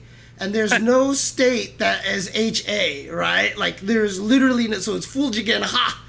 And literally on that same page, on the bottom of this page, was Also, in this issue, there is an April Fool's prank in here. Let us know what the April Fool's prank is. Send it in and you will be entered in a random drawing for a prize. Like, they tried so hard not to rile any feathers, and everyone still got mad because people believed it because of the pictures and stuff. People just failed. I mean, they just had too much belief in that whether people would be able to suss that kind of stuff out. Yeah. This isn't new for fighting game players either. We get any little semblance of a rumor and we run with it even today. Right. Like, that's not new for us. And again, so that's expected. Leaking Bang the Machine would be a mistake. They spent a lot of money on that. Just leaking it now and just having it just nothing. I mean, maybe they can't make anything from it anymore, but it would still suck if that's exactly what happens. So. But yeah, that's I used to think that in Chun-Li's stage in Third Strike that there was something on the top right of the stage that if you jumped up enough times and hit it off, that it would make the stage smaller on the right side. That was like a urban legend that was going around in Third Strike circles in Weird. I don't remember where that was. It SoCal or NorCal or DC? It was one of those areas that I was living in, and or maybe I heard it on SRK even. I really don't recall, but that was like a rumor that was definitely going around back then. There was an urban legend that if you got smashed into the side of the restaurant and the bowl of ramen fell on your head in Street Fighter V, that it would never fall off and be on your head for the rest of the match. So, yeah. It can do. Yeah, it can be. No, it actually happened. That's when they first demoed it at CPT, that was what happened. So the bowl actually wouldn't come off their head. So. Well. Yeah, all right. Guile throwing the comb, which turned out to be the magic throw, things like that. Invisible Dulcim in Street Fighter 2, which actually is true, all these things. There's all sorts of craziness going on in these games, so you could probably make a whole book on Street Fighter, on fighting game urban legends, to be honest with you. Yeah, most of that stuff is probably from back in earlier times when streaming wasn't as constant. Yeah, there was no internet, and we had no YouTube to prove. I mean, there was internet, but it was a different time. Because I mean, like for example, here's a great example. Okay, this is the difference of how it was back then and how it is now. Right? There was a tournament where I think it was Dan in Alpha 2 threw a super or something, and then Chun-Li blocked it with Kikosho, and I can't remember whose it was. It was either Dan's or Chun-Li's Kikosho. Got stuck on the screen. Like, the graphic was just replaced there, and then the other person died right away, and everybody was like, wait, what the heck is happening? What? And then the round went away, and we were never able to find out anything about it. Nowadays, it's like as soon as one glitch happens, everyone's in training mode. We know exactly how to reproduce it in 2 seconds, like this crazy Guilty Gear glitch where we're actually fighting in the 2 separate planes. It's just actually a really funny glitch. Yeah, we just didn't have that ability. So, yeah. All right, let's go to the last mailbag question here. All right, this is from Fat Cat via Twitter asking, have you ever done commentary for a game where a player's name is more fun than the actual match? Yes, absolutely. Yes, 100%. Oh, yeah. UFG T7, Ultra Dave and I were on commentary for a guy named PS Penis. And I don't even remember. I have no idea what the game was. I don't remember, but I remember PS Penis. I hadn't thought about that in years. Yeah, that's right. Here we are. Yeah. PSP bringing it up. For me and David, it would probably be when Bukake came on to Evo. And the best part about that is it's like people were like, how could they have pulled up someone named Bukake off of there and blah, blah, blah, all this stuff like that. Literally, that match was selected for the stream by Matt Dahlgren, who was working for Capcom at the time, because we didn't have a pool runner in the morning. And so he was like, shoot. And so he volunteered. And he is the one who actually picked that match. And David did not intentionally say that Yun... he just came in his face or something like that. I don't think he said it intentionally. David absolutely said that on purpose. He did not. I mean, I've said that kind of stuff on purpose many times, but in that case, I did not say it on purpose. I can tell he did not say it on purpose because there was no wry smile or anything afterwards. After it said it, we both looked at each other and we just froze. Like we felt the freeze. You know what I mean? Like literally, we looked at each other. We're like, oh. Yeah, you can hear on commentary that there's nobody talking for the next like 10 seconds. As James and I in real life turn to each other and are like, we were like, oh, big expressions on our face. Yeah. And that was early in the morning. That was 8 a.m. pools. Mm-hmm. So it's probably like 8:15 in the morning in Las Vegas. None of us had gotten good sleep. Matt was probably, as asleep as any of us. Yeah, he was definitely very tired. I remember. He was very tired. So we're all tired there, and I made a joke without meaning to, and Matt picked this horrible, well, hilarious, but stream name that he probably shouldn't have, or probably didn't think, if he had thought about it, probably wouldn't have done it. It's just one of those weird things that happened at an Evo. But yeah, that kind of stuff. I mean, in early Evo pools matches, they are often not great because a billion people show up, and most of the matches in early rounds are like, best player in the world versus somebody who's just like there to hang out in Las Vegas, and I'll enter a tournament. Like it's not great. So some of those times, the only things I can remember from them are some of the player names. Definitely. Yeah. No, there have been some great names. Right now, I can't think of some of the other ones, but there have definitely been some names that I can't stop like joking about and stuff. And me with puns, I like making name puns on names anyway. So my favorites are probably still Higgs Bison, which I think is just genius, and it's just a genius name, dude. Come on. And also Andy Diluvian, whose real name was Andy Flood, and it was Andy Diluvian. This is just genius, like stroke of genius names. So those are the ones that stick with me for sure. Is there actually a player named Whoopi Goldburst? Yeah. Well, you know what? To be honest, and I also don't know. Shaquille Unial. Shaquille Unial is pretty good. Yeah, Shaquille Unial is a local. Those are some genius ones. I never met or knew anybody who knew Whoopi Goldburst, I don't think, but I assume that was a real person. Maybe it's an FGC myth. Yeah, that's a new myth. That's pretty great. Pretty great. All right. Okay. I mean, none of them are quite Carpe BM levels, but they're pretty good. Pretty good. God. Get it? Come on. Nope, not gonna give you credit. Come on. Well, that's been the Tuesday show, I guys. think JC Nile is pretty clever. Okay, I'm just saying. What about Douche X Machina? Come on. Douche X Machina? Nope. Come on. Oh, you gotta be kidding me. These are some good ones. I give you no credit. These are some good ones. All right, that's it for the Tuesday show. Thanks for hanging out, everybody. Birds are playing. Those are good ones, folks. I'm sorry, those are just good names. I know. I know. Douche X Machina. Come out of here. Come on. You gotta say this. You actually ditched. Oh, no. All right, well, I'm gonna go do the dishes. I'll see y'all.